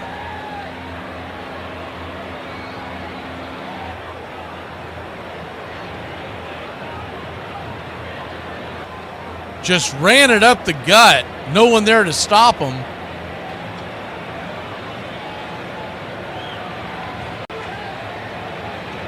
First and 10. Penn State defense backed up onto their own 13-yard line. Pistol set 3 high. Here's the snap. Keeper by Howard. He's going to rumble off to the left-hand side, and it's going to be an Ohio State. Was it a touchdown? Did he hold on to the ball? The ball went in and out of the end zone. Are they going to give him the touchdown? It looks like they will.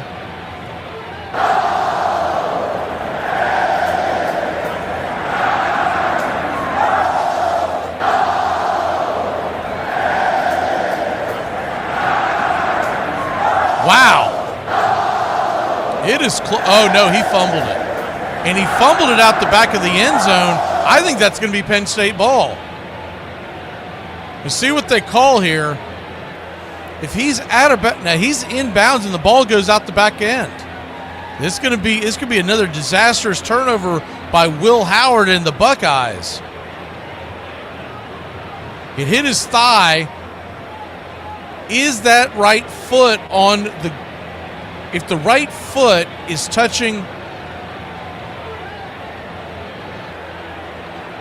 I think he's still in bounds, which means the ball hit his knee, goes out of bounds and out of the back of the end zone. So poor job by Will Howard there, and it's going to be, I believe it's going to be Penn State ball. 14-10 will be your score. Huge bullet dodged by the Nittany-Lions. Ohio State's been moving the ball very efficiently. This might keep Penn State in the game. In these big games, Will Howard has shown a propensity to turn the ball over. He's done it twice now today. Let's see what the call is.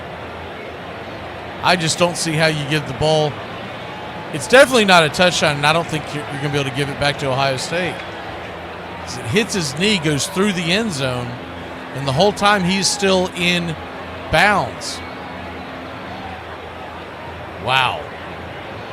What a terrible job We'll have to see what they end up doing here, but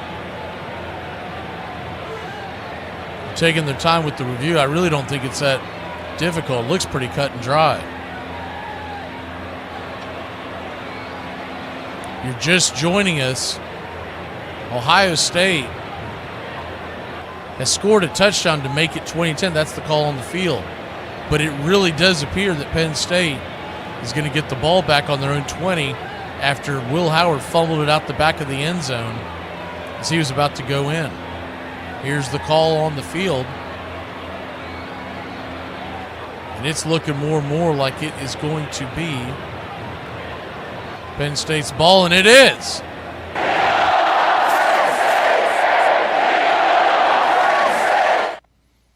$14 to score. 14-10 your score.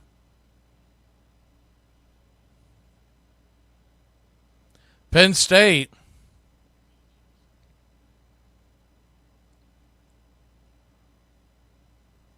and Penn State will take over.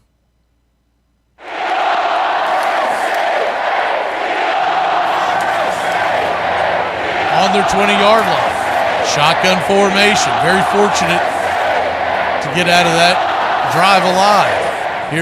Here's the keeper up the right-hand side by Alar, and it's going to be about a 6-yard gain, second down for the Nittany-Lions.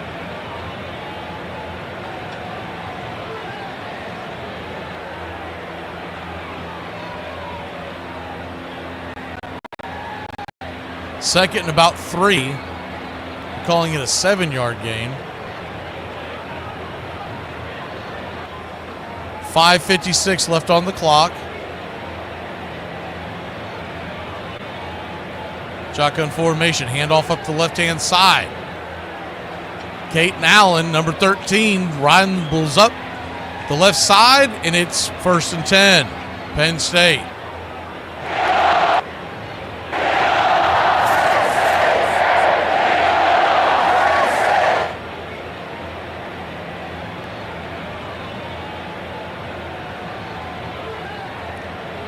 Shotgun formation.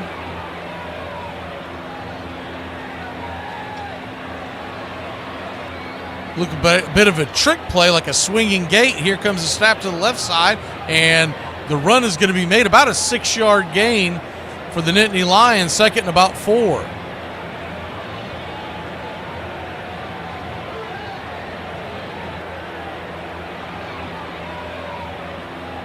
Second and 4, here's the snap. A flag flies. Flips it out to the right-hand side. Short of the first down, but we'll see what the call is. Second and 3.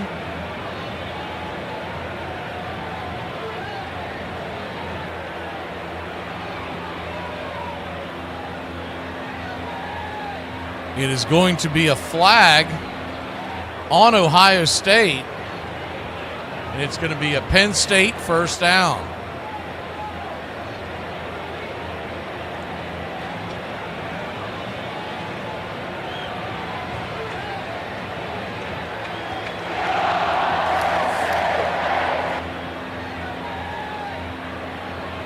First and 10, shotgun formation. Aller drops back to pass, fires it over the middle. It's going to be incomplete. Bounced off a couple of Buckeyes before it hit the ground.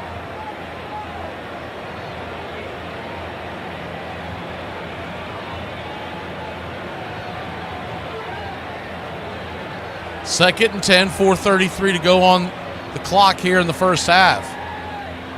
Penn State trailing by only 4. Dodged a major bullet if you're just joining us. Ohio State should be up 21-10 right now, but Will Howard fumbled the ball at the back of the end zone as he was going in. To lead off the game, he threw a pick 6. You could make the argument this game should be 21-3. Here's the snap, keeper up the right-hand side, and Aller's going to flip it over to the left. The receiver makes a catch, kind of a dangerous pass. Looks like that actually might have been a lateral. About a 4-yard gain, but a dangerous 4-yard gain. 3rd and 6. 3rd and 6. Actually, that's my mistake. That That was a trick play. That was not Aller under center. That was actually the receiver for Penn State. 3rd and 6, drops back to pass. Aller fires it over the left-hand side. The ball's going to fall incomplete. Number 9 of the Ohio State Buckeyes. My God. He had the ball in and out of his hands. Wow.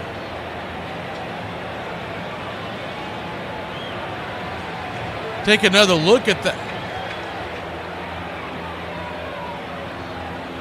It definitely should have been picked. Aller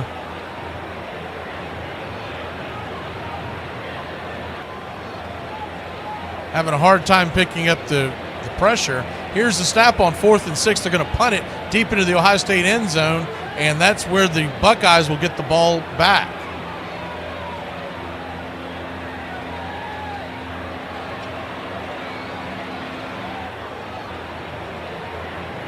Trying to get the number for you on the kid that dropped the ball from Ohio State, but he's not listed in the program, so we'll figure it out.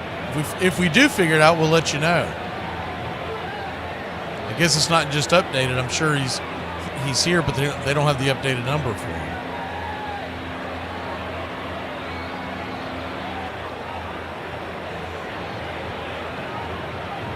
So Ohio State will take over. A little over 3 minutes left here. It's about 3:44 to be exact.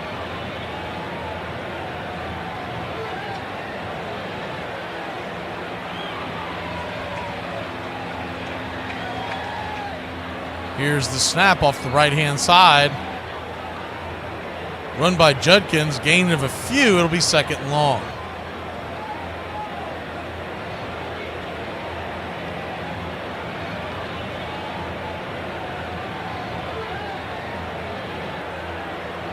Second and 7. 3:18 left.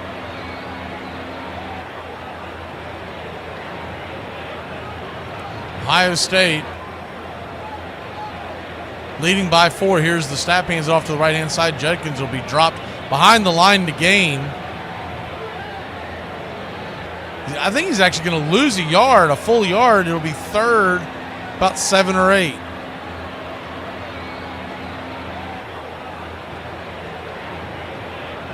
Shotgun, no huddle. Will Howard going back to work after fumbling out the back of the end zone.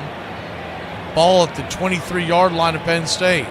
Doesn't like the call. He's coming up, changing the call. Penn State fans are going wild, making it hard for him to hear. Shotgun formation, drops back to pass. Howard's going to get dropped. He got sacked, and it's going to be 4th and forever, and the Ohio State Buckeyes will have to punt. Wow.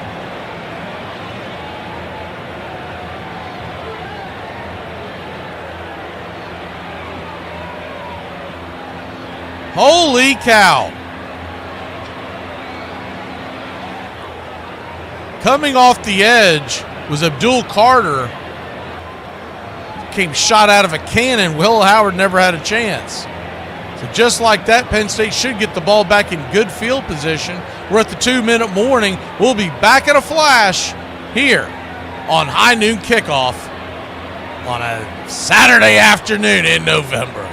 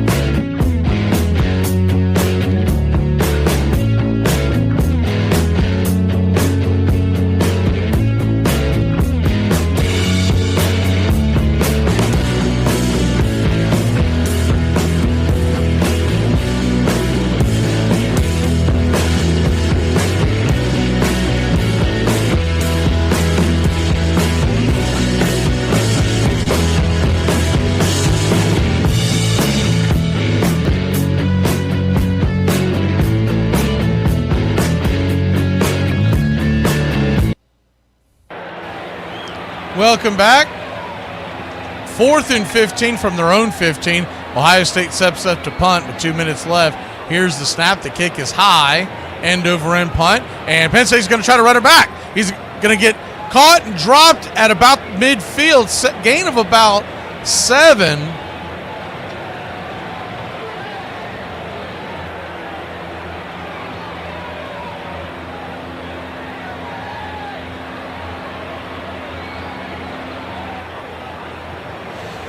So 1st and 10 at about midfield.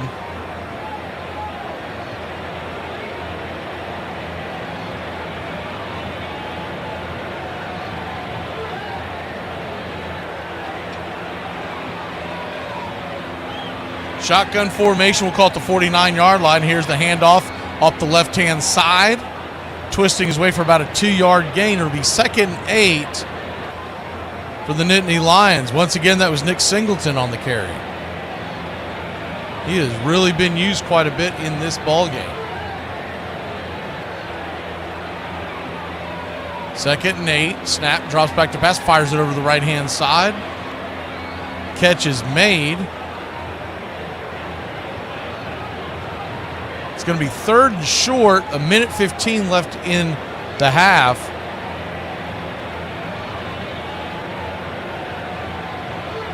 Pribula was the receiver. Here's the snap, and diving ahead, trying to get the first down as Drew Allar. Looked like he was about a half yard short. It'll be 4th down. He was trying to get the call from the referees, but 4th and 1. I think he's trying to get James Franklin to challenge, but I don't think he got it. 4th and 1, 38 seconds left. Here's the snap. They're calling that a full. That's actually a long one. Timeout's called by Ohio State. Probably a poor decision by Ohio State because they get a chance to challenge this. They might get the spot just a little further up. Over in Coral Gables, Miami's losing 21-17 in the second quarter. Duke jumping out. Miami was out to a 14-0 lead. Is now 21-17, but Miami is driving with the ball towards the end of the half. A little surprised it's that high scoring of a game. Duke known for their very good defense and not much offense, but instead you got an old-fashioned shootout there. Ole Miss all over Arkansas. It's 28-10.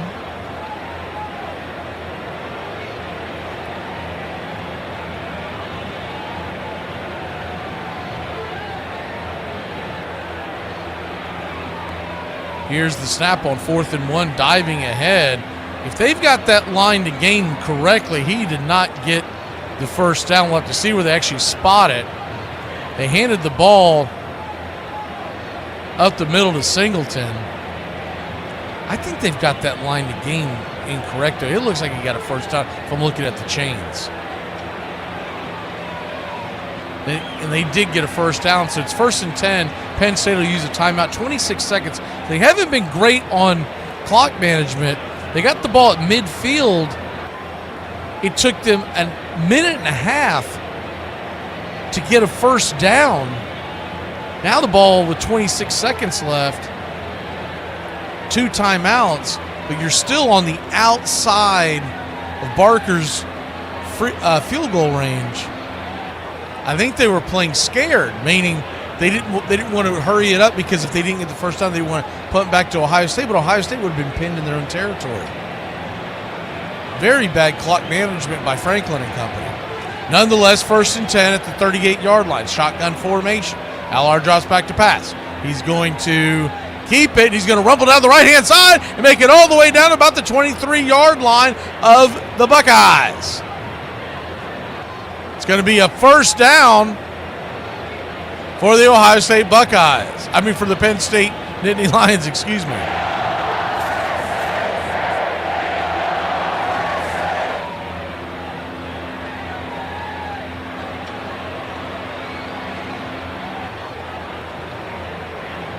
Good run by Drew.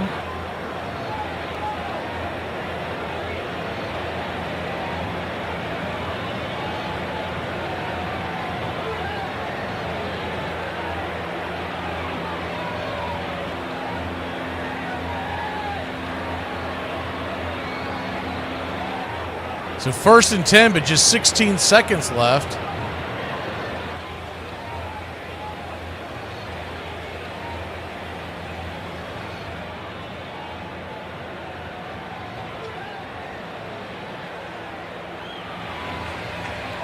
Shotgun formation, 2 back set, 2 high, 1 low. Drew takes a snap, drops back to pass. Here comes the pressure. Flipping it down the right-hand side, trying to make the catch. Did he make it? Did he hold on to it? If so, it's 1st and goal, Nittany-Lions inside the 5-yard line. There's a flag on the play, but I do believe that's going to be on the Buckeyes. Wow. Holding on the Buckeyes, and yes, Ohio State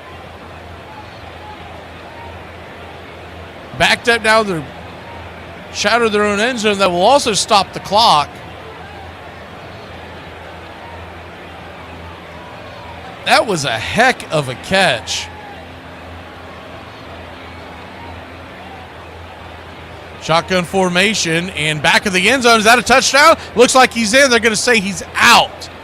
They went back to the well again. Number 6, Harrison Wallace, who made the one-arm grab inside his own 5. They tried to catch him in the back of the end zone. The shoulder fade. He's juggling it. Man, that was almost an interception, actually. Ohio State actually might want to take a look at this. I think he's got it. He's got a foot down and control as he's falling out of bounds. Ohio State's going to want to look at this. I didn't realize that Wallace had juggled the ball and the ball was grabbed.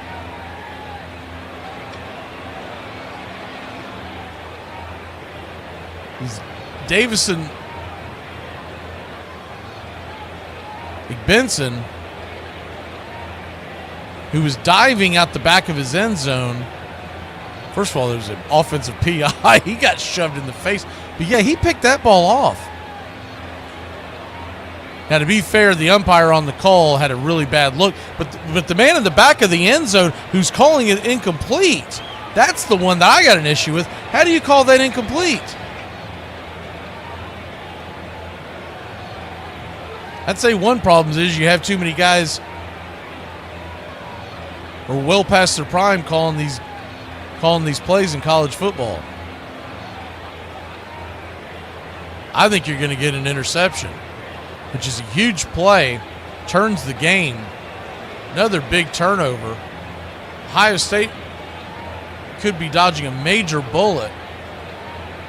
Penn State was set up with at least a field goal to make this a 1-point game. Instead, they could be getting the ball. Obviously, they would sit on it and be ready to receive the second half kickoff. Wow.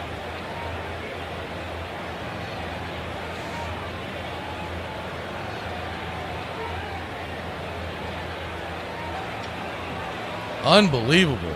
14-10 your score. Here comes the call. And the call has been reversed. And Ohio State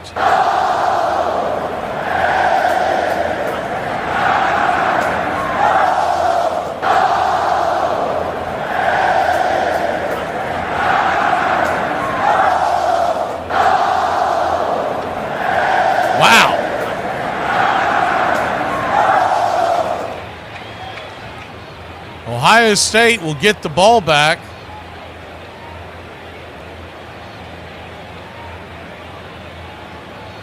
.11 seconds left. They'll be in victory formation. Take it back to the half, leading 14-10. That's exactly what they'll do. Penn State will not use a timeout, rightfully so, and we will head to half. So we got ourselves a heck of a ball game. It's 14-10. We're going to step away for the halftime festivities. When we come back,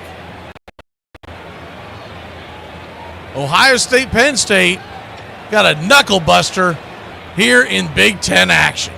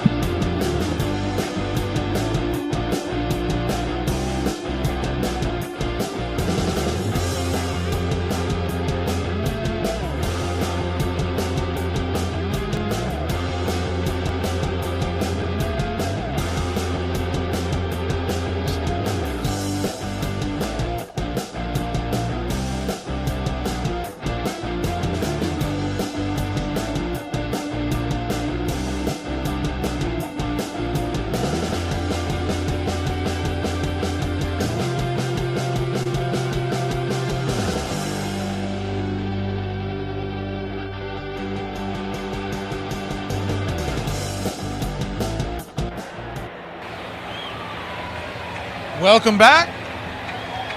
The kick is high. End over end into the Ohio State end zone. Penn State, Ohio State, we're back. It's going to be a touchback, and the Buckeyes will take over, leading 14-10. Hope y'all had a good halftime. I didn't get nearly done what I wanted to get done at halftime, but here we go.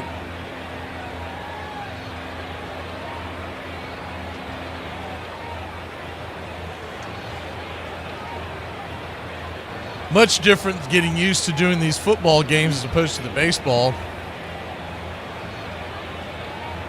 It's a bit of a different rhythm you have to get into.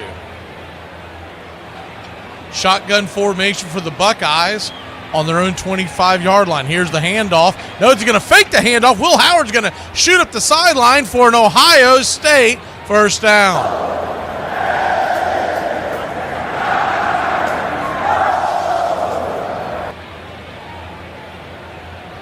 So how about that? Quarterback keeper off the right-hand side to start your third quarter. Good game here. Great game here. Ball at the 36-yard line. Ohio State leads at 14-10, 14:28 left on the clock here in the third quarter.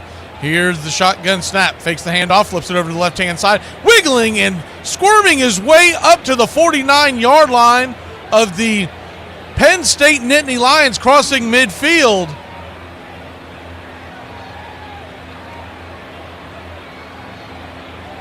Great pitch and catch to Smith.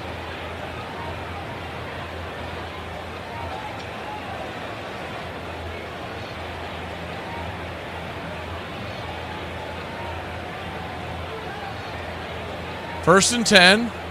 Shotgun snap, hands it off to the left-hand side. Rattles it all the way up to about a 4 or 5 yard gain for the Ohio State Buckeyes, and it's 2nd and 5. Handoff was to Henderson. Off to the left-hand side. Penn State plays in a heavy 4-3, more of a 5-2. In passing formations, they will throw that nickel back, the linebacker, the rover back into the formation. 2nd and 5. Handoff is to the right-hand side. Henderson squirming and shooting his way all the way down to the Penn State Nittany-Lion. Where will they spot it? It's around the 30-yard line of the Nittany-Lions.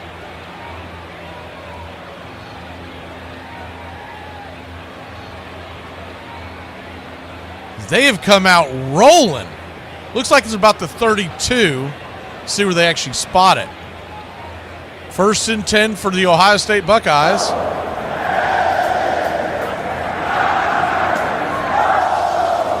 Now they're going to call it the 29. Wow. Okay. 1st and 10 at the Penn State 29. 12:33 left. Shotgun formation. Handoff is up the middle. Henderson pushing his way. Maybe get a yard or so. It'll be 2nd and long. Out-of-town scoreboard has the Ole Miss Rebels pounding Arkansas 35-10.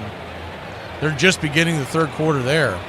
So a game that a lot of folks thought might have a chance for an upset or at least a close game.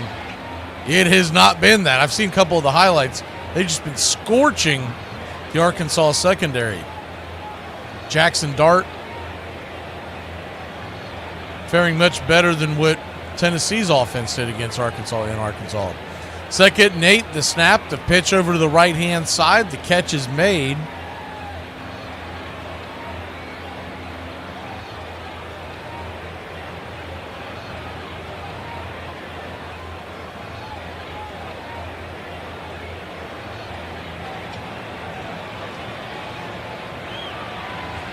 So 11:30 left, 3rd and 6.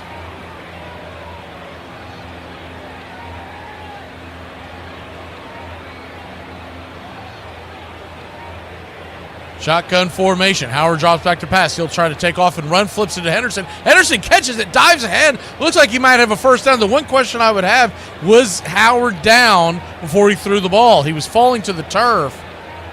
Take a look at this. Yeah, he's down. That's what I thought. He is down. They're going to try to hurry the huddle up, but surely Penn State's they're going to take a look at this, and this will get overturned.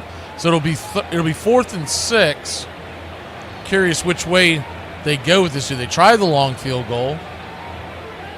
Do they go for it? You're kind of in no man's lane. You're a little too close to punt. 10:57 on the clock. Good attempt by Howard, but you got to get rid of the ball before your knee hits the ground. He'd definitely hit the ground. So it looks like it's going to be 4th and 9. 4th and 9 is what they're going to call it. Was he behind the line? Oh, yeah, I guess he had to bend. He will be, yeah, he is about 3 yards behind the line. So, yeah, it'll be 4th and about 9. Long 8, a short 9.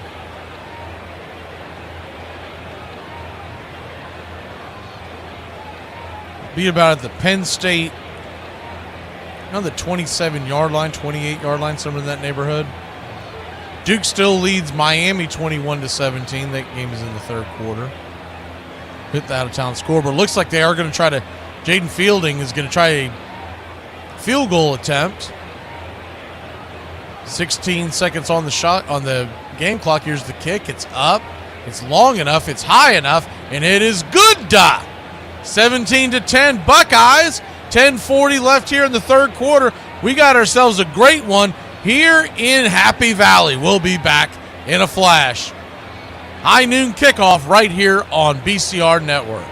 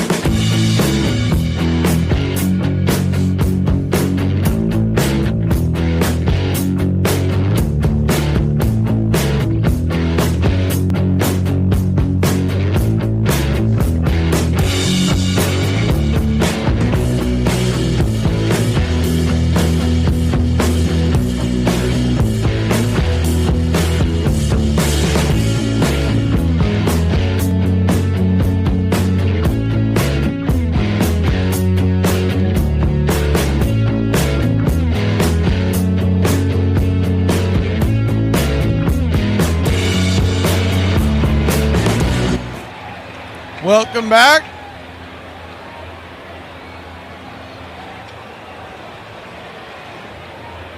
Kickoff on the way. Ohio State leads at 17-10, 10:40 left here in the third. Penn State's going to run it out, shooting it up the middle and getting all the way out to about the 25-yard line.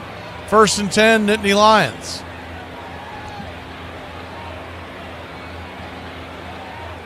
Looking at the numbers, as we just start the third quarter, Ohio State has 104 yards rushing, Penn State 79. Ohio State 134 through the air, Penn State 66. The big difference in this game has been the miscues by Ohio State. The fumble out the back of the end zone cost Ohio State a touchdown. 1st and 10, drops back to pass, fires it over the middle, off to the left-hand side. Rumbling, stumbling, bumbling, up for a Penn State first down.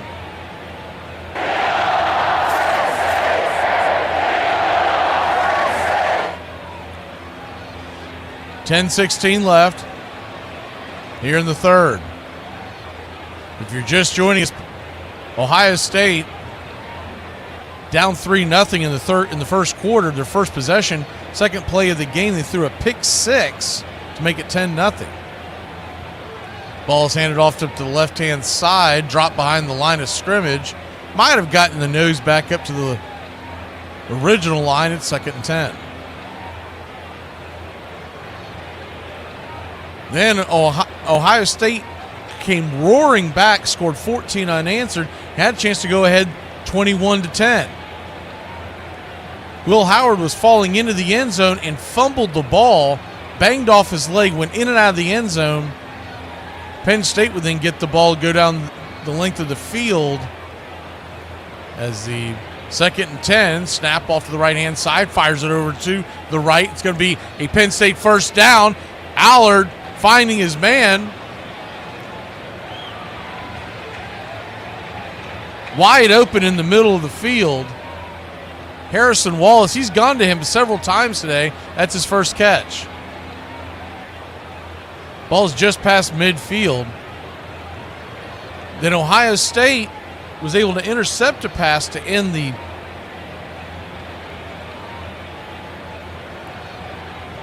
first half. 14-10, and Ohio State has just tacked on a field goal at 17-10. But Penn State is in Buckeye territory. Here's the handoff off to the right-hand side.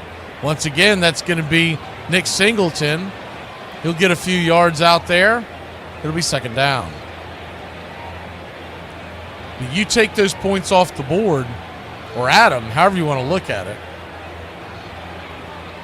Penn State has only scored 3 offensive points, whereas Ohio State should have scored 24. It should be 24-3 right now, but the miscues have kept the Nittany-Lions right in this. Will that come back to haunt the Buckeyes? 2nd and 6. Penn State's got the ball on the Ohio State 30-yard line. Shotgun formation. Hand off to the left-hand side. Wiggling his way up. Might have gotten the first down. It's very, very close. Katron Allen sticking his nose down. If he doesn't have it, it's right there. See where they spot it. It looks like they did give him a Penn State first down.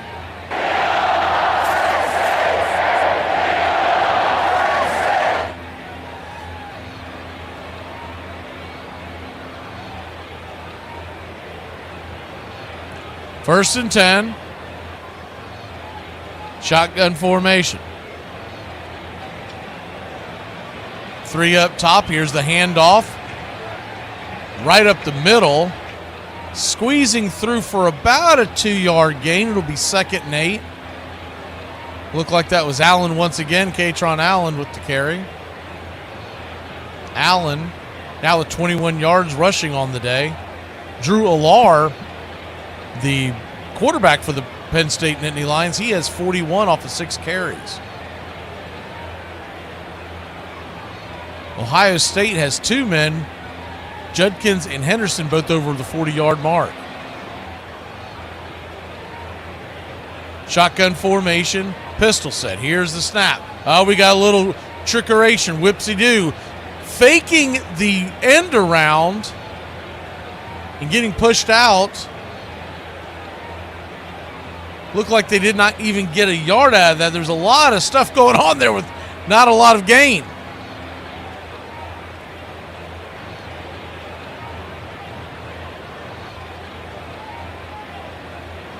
Third and 9. Shotgun formation. 1 backfield. 3 down low, 1 high. Far right side hash mark. Here's the snap. Allard drops back to pass, fires it over to the left-hand side. Ball is caught, but well short of the first down. It'll be 4th down. Will Penn State go for it? Be 4th and 5. Gain of just a couple. On that trick play, Penn State, there was a fake end around. It was a keeper by Allard, and he barely got to the back. He may not even gotten to the line of game. It looks like they've actually given him a 1-yard loss. 4th and 5. They will set up for the field goal, will Penn State. Here's the kick. It's up and long enough. It is good. Right down the pipe, and that will make it a 17-13 game. So Penn State holds serve. Ohio State scores a field goal. Penn State scores a field goal. We'll be back in a flash. 5:03 to go here in the third. Fast-moving game. Nittany-Lions, Ohio State, top 5 clash here in the college football world.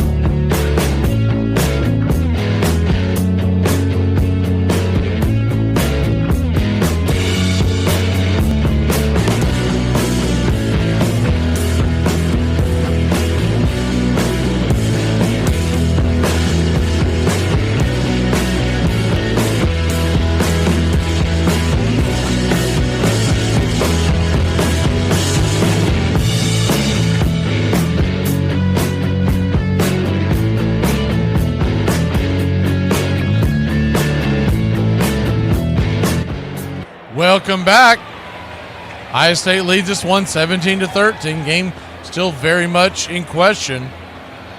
Here's the kickoff from the 35-yard line. The Nittany-Lions kick it high and deep into Ohio State's end zone. Fair catch will be made, and the Buckeyes will set up shop at their own 25.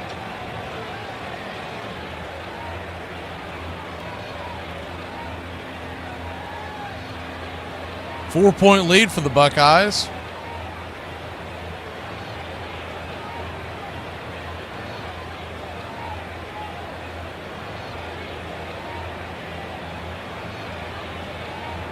They're going to take a quick break. We'll stick right here with you and go to the out-of-town scoreboard. A lot of college football going on. We got Florida, Georgia, the largest outdoor cocktail party in the world, right here in Jacksonville, Florida. If y'all have never been, that is a bucket list game. That is a fun game to go to, even if you don't have a dog in the hunt. I went a handful of years ago. Just went around and hung out with the people. Did not care who won, but I'll tell you what, I had a blast. Duke, by the way, leads Miami 28-17. There's about halfway through the third quarter in that, so they got plenty of time to come back. Air Force and Army, it's 13-3. Air Force is inside Army territory. Ole Miss pounding Arkansas 42-17. Wow. Illinois trails Minnesota 16-10. The game is late in the third.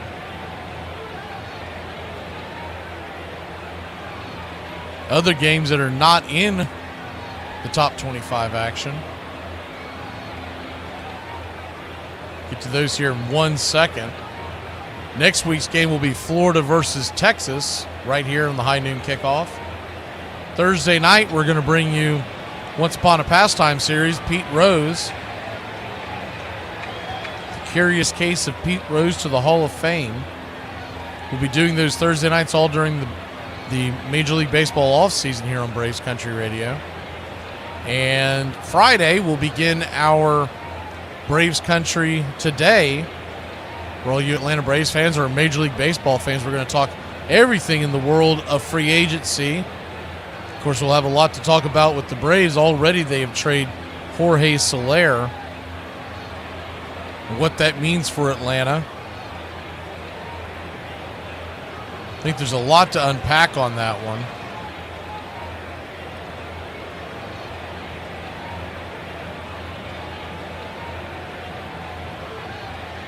This one, Ohio State leads at 17-13. There's 4:42 left on the clock. Here's the snap. Handoff, keeper on the right-hand side, and Will Howard's going to get dropped for about a 3-yard loss. It's second down, 2nd and 13.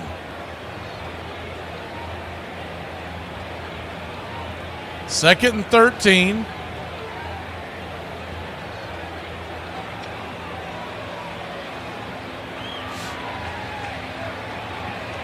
Buckeyes lead by 4. Shotgun formation, 3 high, 1 low. Single backfield. Here's the snap. Howard looks back to pass. Hanging around, fires it over the middle. It's going to be a catch of about a 5-yard gain to his tight end, Scott. And he is down. He looks like he is a little gimpy there. He's Scott Jr. May just be the wind knocked out of him, but nah, he's limping. There's something wrong.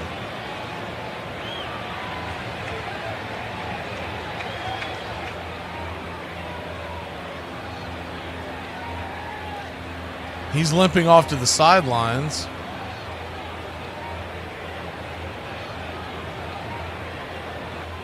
Third and 8, shotgun formation, 3 high, 1 low. Single backfield. Ball placed at the 27-yard line of the Buckeyes. Howard looks off to the right as the Penn State fans are going crazy, shaking their white pom-poms in a sea of white here at Happy Valley. Howard drops back to pass. He's going to get dropped. He's sacked for a 3-yard loss, and Ohio State will be forced to punt. 3:40 left here in the third quarter. 4th down. Great defensive play. Coming off the edge. Once again, Abdul Carter. We have called his name several times.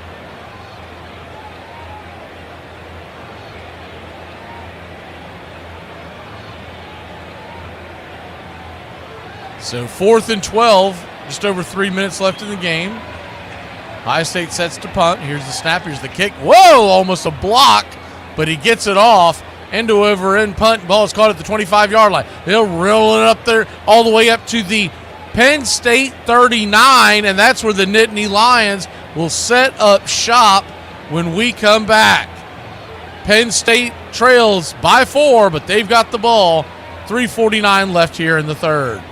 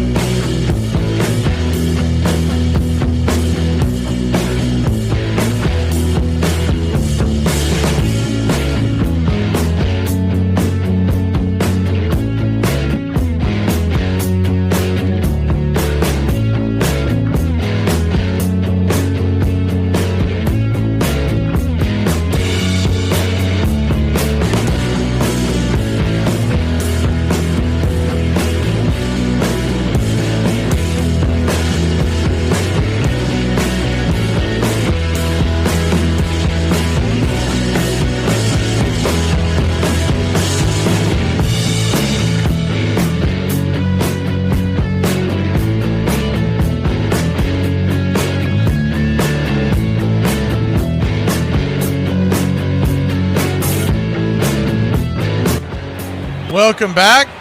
Shotgun formation for the Nittany-Lions, ball at their own 38-yard line. 1st and 10. Drops it off. Pass off to the left-hand side. Singleton with the catch from Madrul-Lar, and it's a Nittany-Lion first down.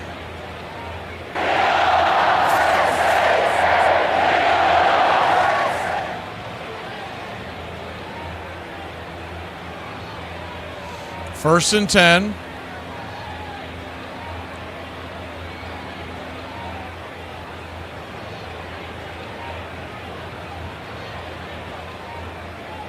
Shotgun formation. Lar and the Nittany-Lions at the 49 of Ohio State. Here's the shovel pass up the middle, gaining about 2 or 3 yards. It'll be second down. Pitch was up to Tyler Warren, their tight end. He really plays more of a H-back. Miami's about to take the lead on Duke.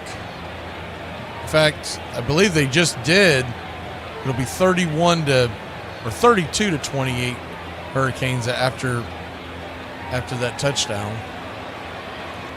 We'll check on it here in a minute, make sure it's valid. 2nd and 8, drops back to pass. Whoa, the jailbreak sack! Here we go. Ohio State drops Al-R for a huge loss. It's 3rd down. Wow.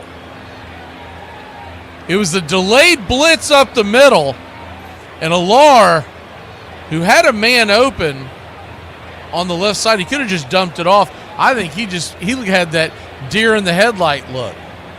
3rd and 17. Got to be careful here if you're Drew.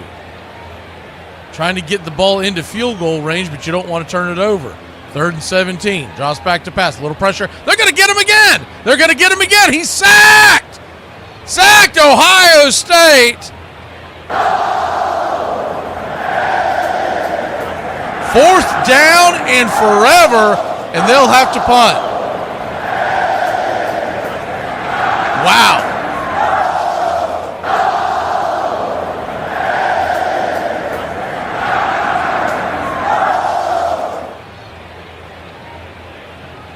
Shotgun formation on the punt. 3 up backs. Here's the pop, the kick. Dribbles it inside the Ohio State 20 all the way down to the 15. Probably should have called for a fair catch. He had a hard time fighting the traffic in front of him, decided to let it go. Probably the wise thing to do. Ohio State will have the ball now. 17-13. They lead. 15 seconds left here in the 3rd quarter. They will have to run a play. They're going to wait to run that play before they go to the break on the networks. We'll stay here right with you. 1st and 10, 15 seconds left. Ball on their own 15-yard line. Shotgun formation. Howard fakes the handoff. Flips it over down the middle. Oh, the ball's caught. Juggled, but it was caught. And it's going to be an Ohio State 1st down. Howard's running up for a no huddle, but he's not going to have time. That'll end it. We'll head to the 4th quarter. It's 17-13. Buckeyes with the lead. Buckeyes with the ball here in Happy Valley. We got a good one going.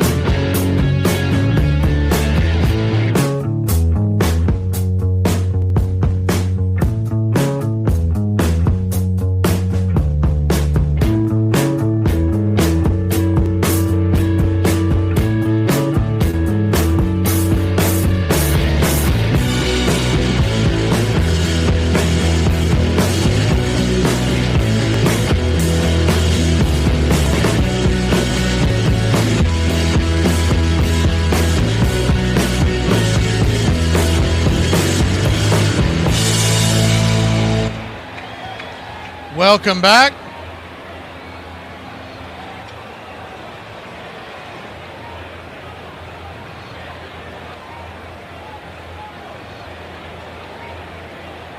(17-13) your score. Ball is at the 33-yard line. Here's the snap, the handoff up the middle. Quinshon Judkins. Short gain, it'll be second down.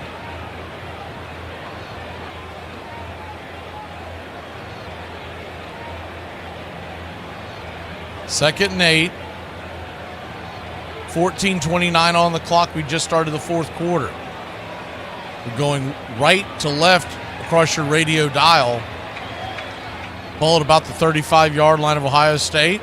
Howard takes a snap, pitches it out to the right. It's going to be an Ohio State first down.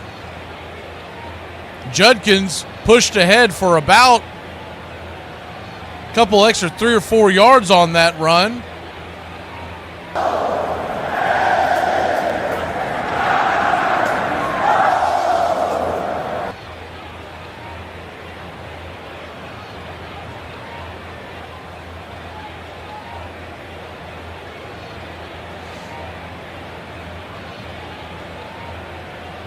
Shotgun formation, single back set. Play action pass. Howard shoots one down the right sideline. Man wide open and in and out of the hands of his intended receiver. Oh my word. Jaden Ballard dropped the ball. He slowed down for whatever reason, sped back up, and that probably threw off his timing. That was a pretty good throw.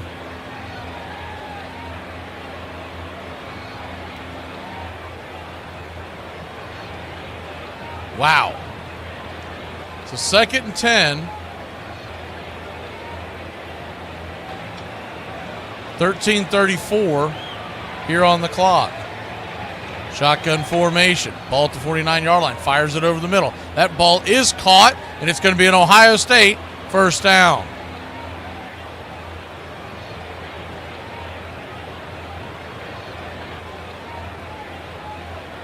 Ennis, the receiver, cut across the middle. Looked like Penn State was in a zone, and he just found a soft pocket and dropped in there, and the Ohio State Buckeyes moved the ball. First and 10, 13:02 to go here in the game. Buckeyes continue in their shotgun formation, single back set, 5 on the play clock. Here's the snap, end around, going to the left-hand side, and getting dropped for about a 1-yard gain.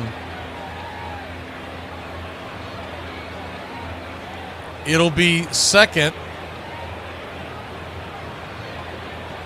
maybe 1 or 2 yard gain. It'll be second and long. They're going to call it a 1-yard gain. So second and 9.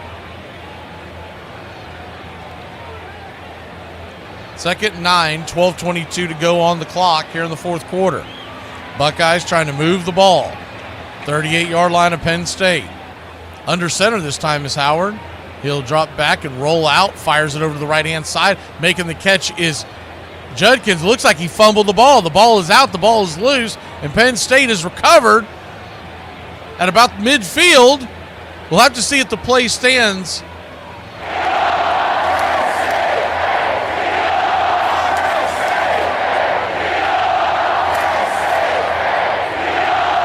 Judkins came out of the backfield, made the catch. Looked like he was juggling it, but we'll have to see. I'm sure we'll take a look at this. He appeared to be juggling it. They're showing a bad view from the back side, but from the front side, it looked like he was juggling the ball when he got hit and the ball popped out. Let's see what the call is. They are reviewing it. I don't think he ever firmly had that ball, but the call on the field was a fumble, so that is key here. Is there enough to overturn it? He had yet to make what you would call a quote-unquote football play, football move. If the play stands,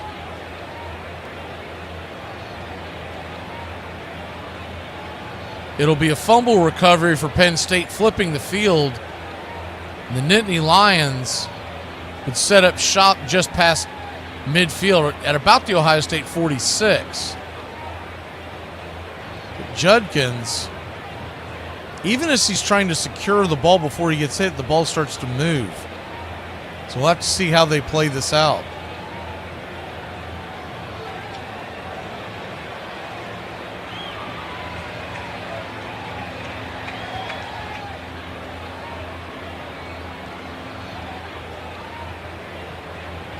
The official review is still going on. 12:03 on the clock.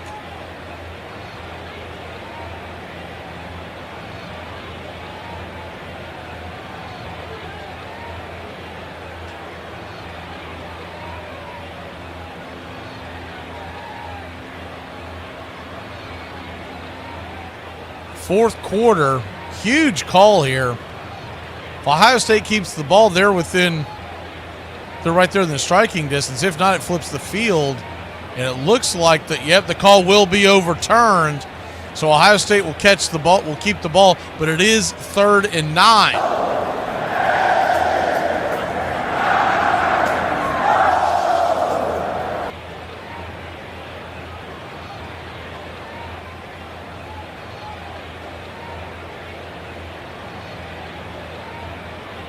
So 3rd and 9.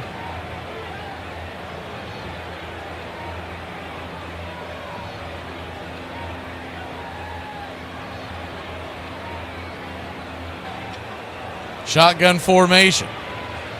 Ball's at the 38-yard line. 12:03 left on the clock. Here's the snap. Howard drops back to pass. Fires it over the left-hand side. That ball is caught. Is he in bounds? Looked like that he did get in bounds, and it is an Ohio State first down.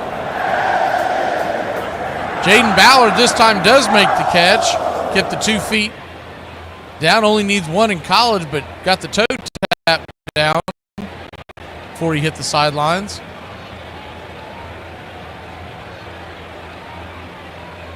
Good catch by Ballard.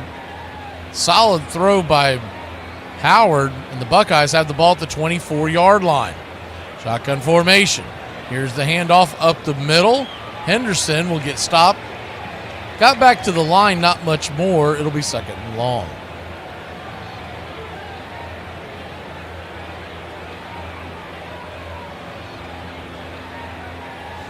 $11:15 left on the clock here in the fourth quarter.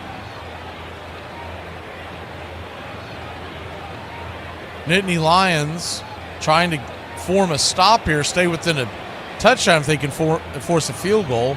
17-13 your score. Miami did jump out to that 32-28 lead, so they appear to have that in check in Miami. 2nd and 9. Howard rolls out. Is he going to keep it? He will keep it. Go up the sidelines, but he will be well short of a first down. You would think Ohio State would probably elect on 3rd and 7. They're only going to give him 2 yards on that. I thought he got a few more, but you do lose the view as he goes down the sidelines. So 3rd and 7. You wonder if this is a 2-down territory for Ohio State. If so, you could see them run the ball here.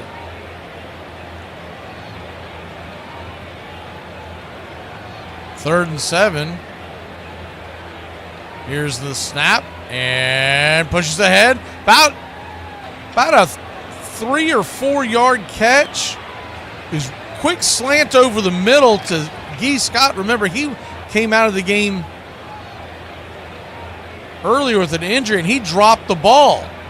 So he drops the ball, and it's actually going to be 4th and 7, so not 4th and 3 where you might think about going for. 4th and 7, and Jaden Fielding will come out for the field goal attempt. Big kick here, 4th and 7. The kick is high, the kick is long enough, but the kick just sneaks in the left upright, and that'll give the Ohio State Buckeyes a 20-13 lead. When we come back, the Nittany-Lions will get the ball down by just a touchdown in their own house.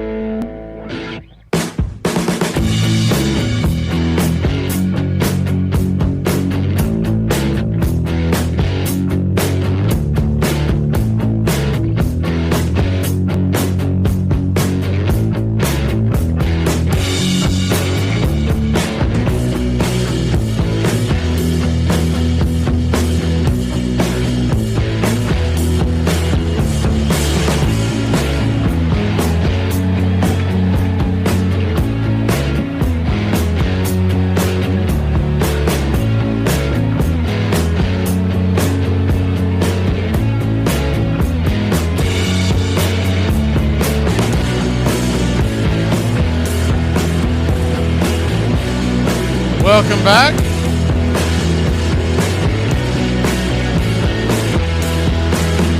The kickoff by Ohio State is deep into the Penn State Nittany-Lion end zone. In and out it goes, and a touchback.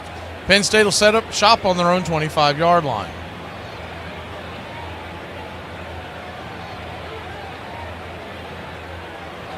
Penn State, 10 minutes, 13 seconds to go. Down by just 7 now.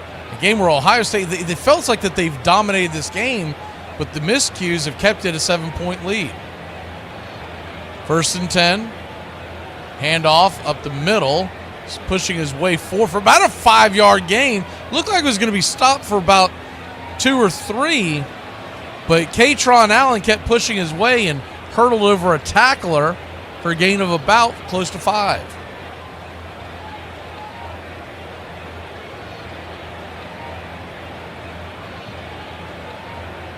Second and 6, they'll call it. It's a short 6.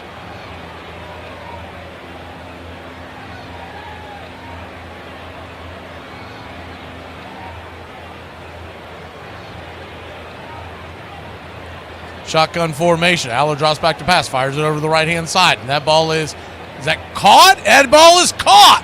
Wow. Tyler Warren, the tight end for Penn State, wrestled the ball. It was a 50-50 ball. Holy cow. Down the right sidelines.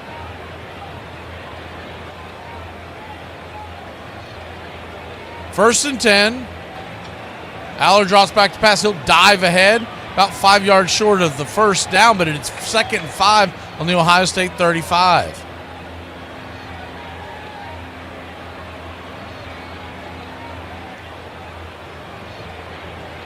Wrestling match down the right sideline with McLean.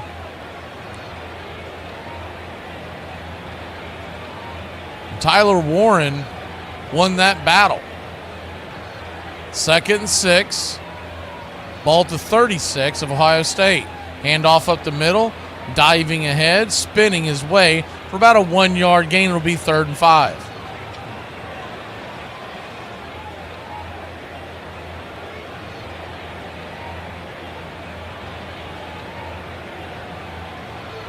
Third and 5.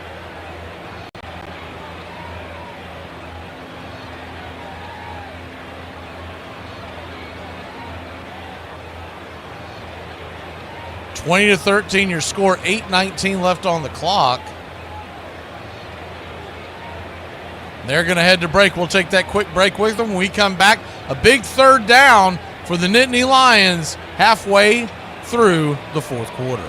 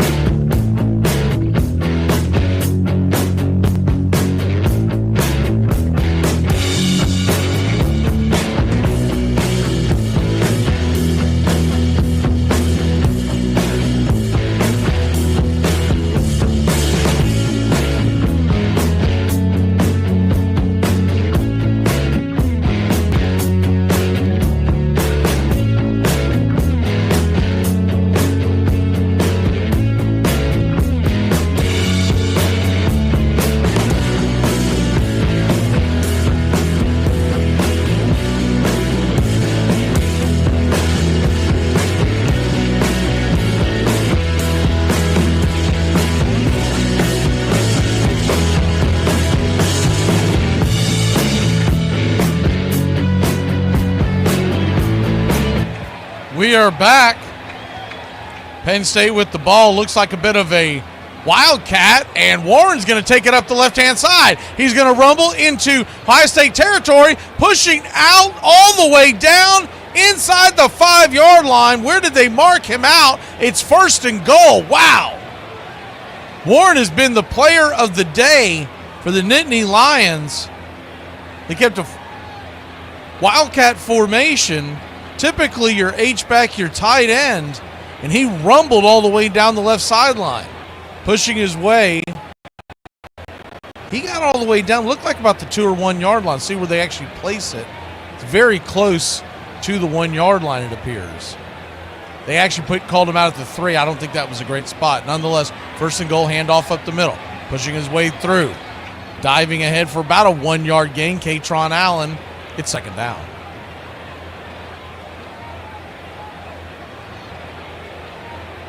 Second and goal.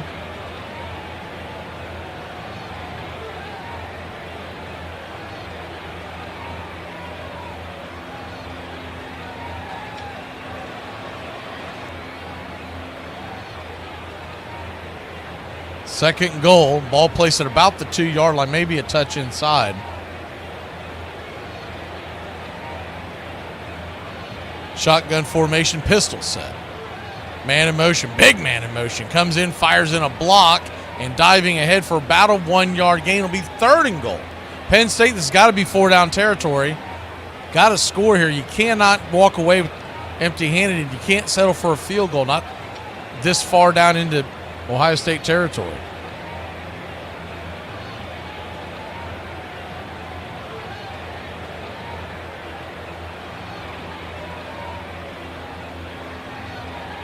Shotgun formation.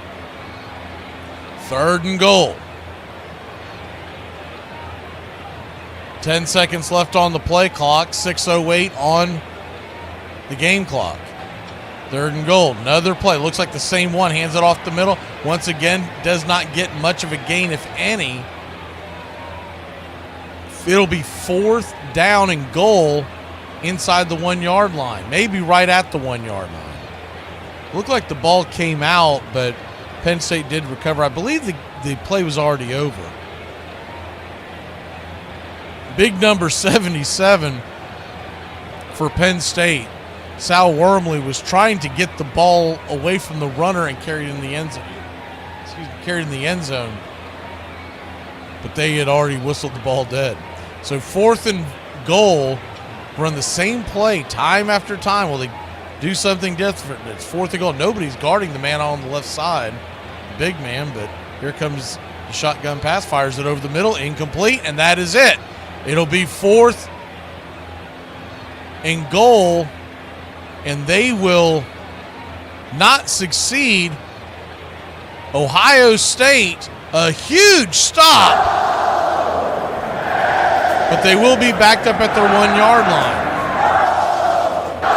Wow.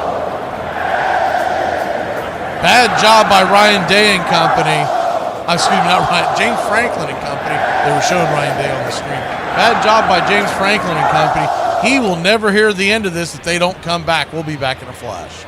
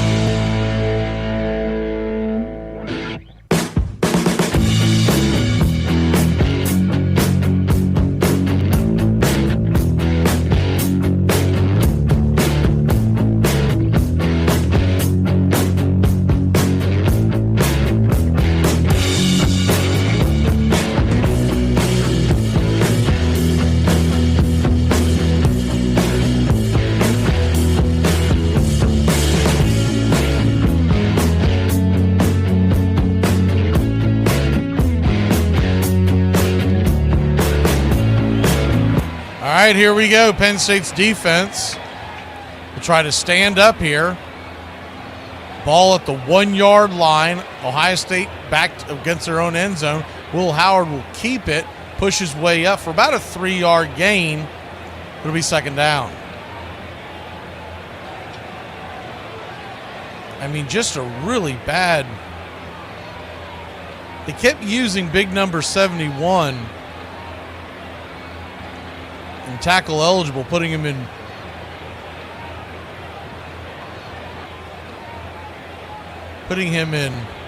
motion. When they dropped back to pass on that one, Ohio State was not buying it. The entire defensive backfield backed up. He was throwing into a sea of about 4 Ohio State defenders. Here we go, 2nd and 6. Handoff is up the middle, pushing his way. Head for an Ohio State first down. 4:22 on the clock and ticking.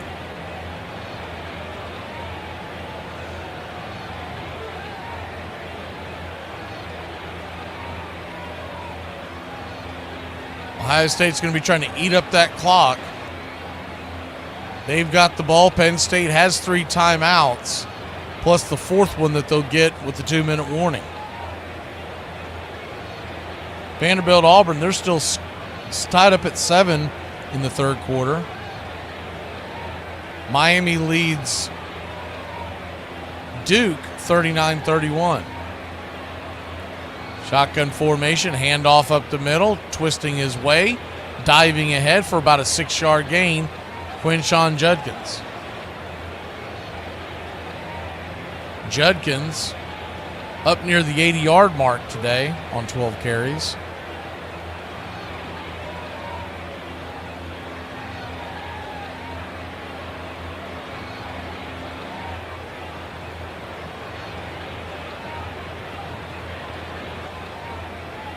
Second and 4.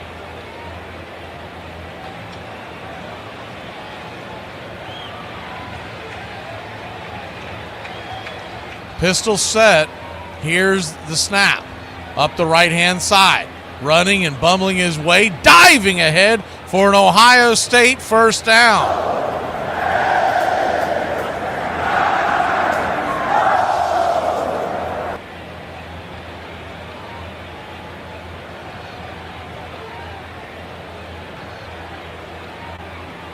Ohio State, with that much yards to cover, it's going to be really hard for Penn State to do anything but get a forced punt to get this game back in their way, because they are losing the clock as we speak. It's 2:15 left on the clock. Here's the snap. Off to the left-hand side. Up the middle, he dives, jets back. Henderson, about a 6 yard gain, and that'll take us to the 2-minute warning. 2-minute warning, it'll be 2nd and 4 when we come back. Ohio State's creeping towards midfield. More importantly, they've got the ball, they've got the lead. We'll be back in a flash.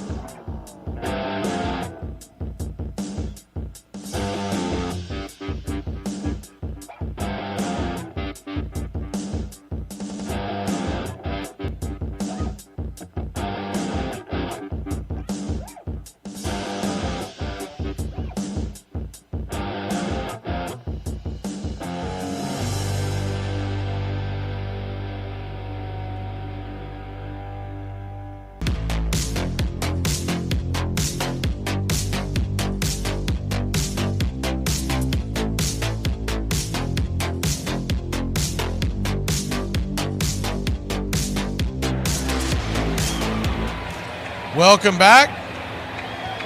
Ohio State with the ball. Penn State trying to get a defensive stop here, but it's 2nd and 4. Ball placed at the OSU 41-yard line. Here's the handoff up the middle, pushing ahead for about a 1 or 2 yard gain. It'll be 3rd and about 2. Big play here. Looks like Penn State will use a timeout. Kind of damned if you do, damned if you don't. If you don't use it here, they're going to eat up that clock. If you do use it, and they get a first down, they're going to be able to eat up quite a bit of clock on the other side. But Penn State's got to figure it's going to be a run play, but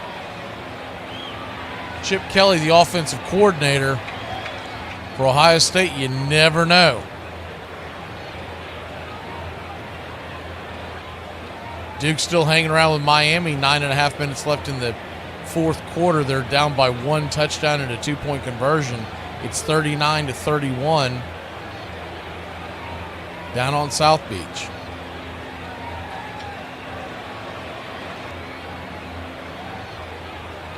Third and 2. Big play of the game. Shotgun formation. Pistol set.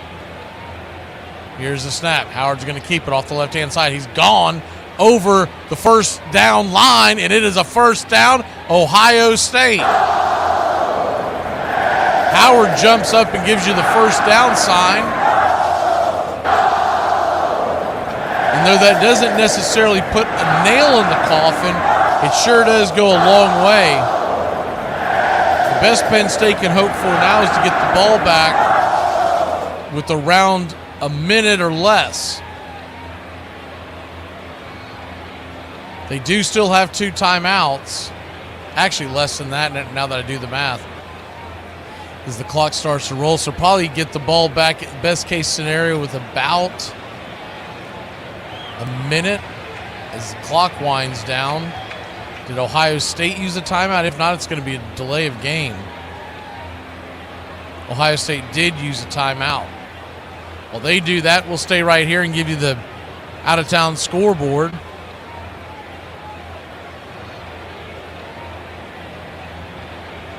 Today's action. The only game that's in the books right now is Army stays undefeated. They beat Air Force 20-3. That'll line up for a pretty good matchup for Army. Let's double check and see what the date is on that game. That is in 2 weeks. No, actually 3 weeks. September 23rd. If Army can beat North Texas next week at North Texas, they will go into the Notre Dame game undefeated September 23rd. Wouldn't that be something? Shotgun formation. 1 backfield for the Buckeyes. 1st and 10. Handoff up the right-hand side. Squishing and pushing his way all the way up for about a 7 or 8 yard gain. Henderson. It'll be 2nd and a short 4, long 3. Penn State will elect to take their timeout here. Didn't know if they were going to let it wind down and then start using them. There's different ways to look at this. If you start using them, then you make it impossible to stop the clock later.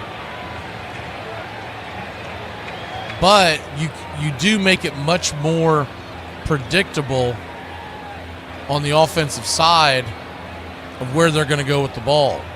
Meaning you get to a 3rd and short with no timeouts and a little over a minute left, which is what they would be gearing for here. There's a very strong chance that Ohio State's going to run the ball and you can jam the box. But Chip Kelly is their offensive coordinator, so you never know. Shotgun formation. Ball at the 40 7-yard line of Penn State, 2nd and 3. Here's a snap, the handoff up the middle, and Henderson will get stopped about the line of scrimmage. It'll be 3rd and 3. You would think Penn State will use that timeout now, and they do. 1:10 on the clock. And if you do the math, if they can stop Ohio State, they would get the ball back after the punt around 20 seconds left. Maybe a touch more. Ohio State gets the first down, the game's over. Appreciate y'all stopping in. Please smash that like and subscribe. We're here every Saturday. High Noon Kickoff. When we get to the playoffs, the times will change. Plan is to bring you quite a bit of the college football playoff action, maybe some bowl games, and then transition into our NFL coverage that we'll be doing during the playoffs. Primarily giving you the Saturday afternoon game, whatever that game is in the NFL playoffs.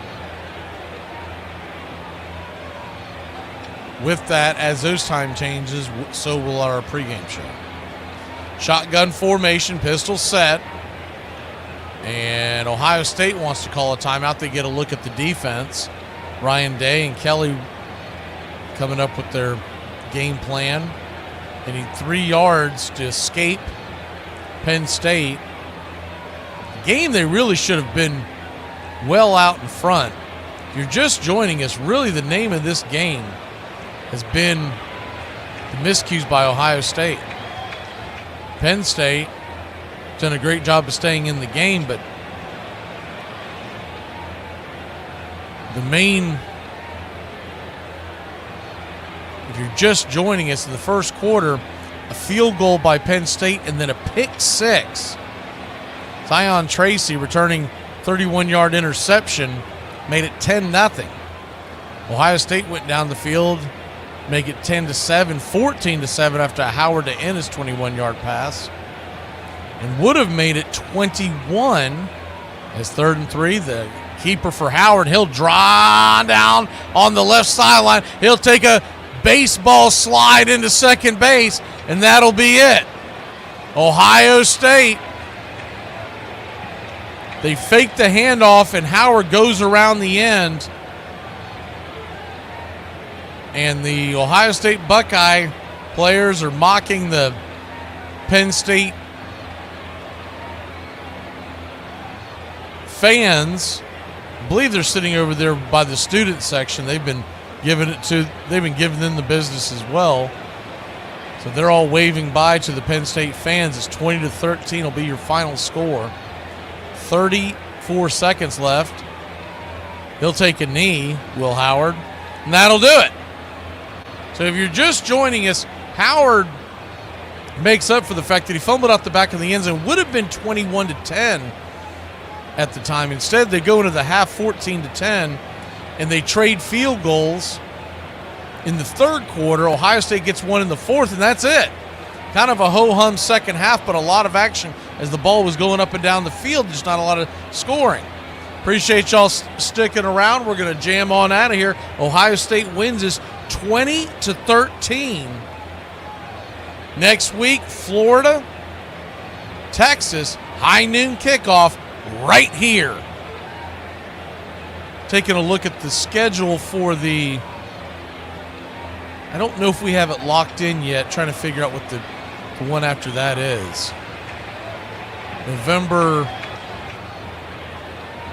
let's see, before we get out of here, I just want to take a double check and see what we got. Do they have, it doesn't look like they've got a lot of times set up for 2 weeks from now. They've got a few, but we won't paint ourselves into a corner. But it looks like Florida, Texas next week, and depending on where it ends up at, we could have an SEC showdown. There's also a couple of Big Ten games as well. Y'all have a great one. Miami, by the way, they're taking it to Duke. Duke is in big time trouble, trailing by 15, and they've just thrown another interception. Ohio State wins. Your final 20-13. We'll give the game ball out here. I think you want to give it to Quinshon Judkins. He went 14 carries for 94 yards. Didn't get into the end zone. But it's hard to give it to Howard because he threw the interception plus the fumble out the back of the end zone. 2 key turnovers. But the Ohio State Buckeyes hold on. They'll improve to 7-1, 4-1 in conference play. And we look forward to the rest of tonight's game. By the way, if you're subscribed to the other channel, I think we're going to do a Tuesday, Super Tuesday pop-up event over there to carry the election news. So we're not going to be hosting it. We're just going to have it on there, and people that want to, chime in and whatnot. That's how we'll do it. So we'll see you there on Tuesday. Until then, Thursday, Pete Rose, the Curious Case of Pete Rose into the Hall of Fame, Once Upon a Pastime right here. And Friday, we are going to have our first Braves Country Today postseason. That'll be 5:20 every Friday, unless we do pop-ups. Y'all have a great one. Have a great weekend, y'all. Ohio State wins a big one, 20-13 on the road.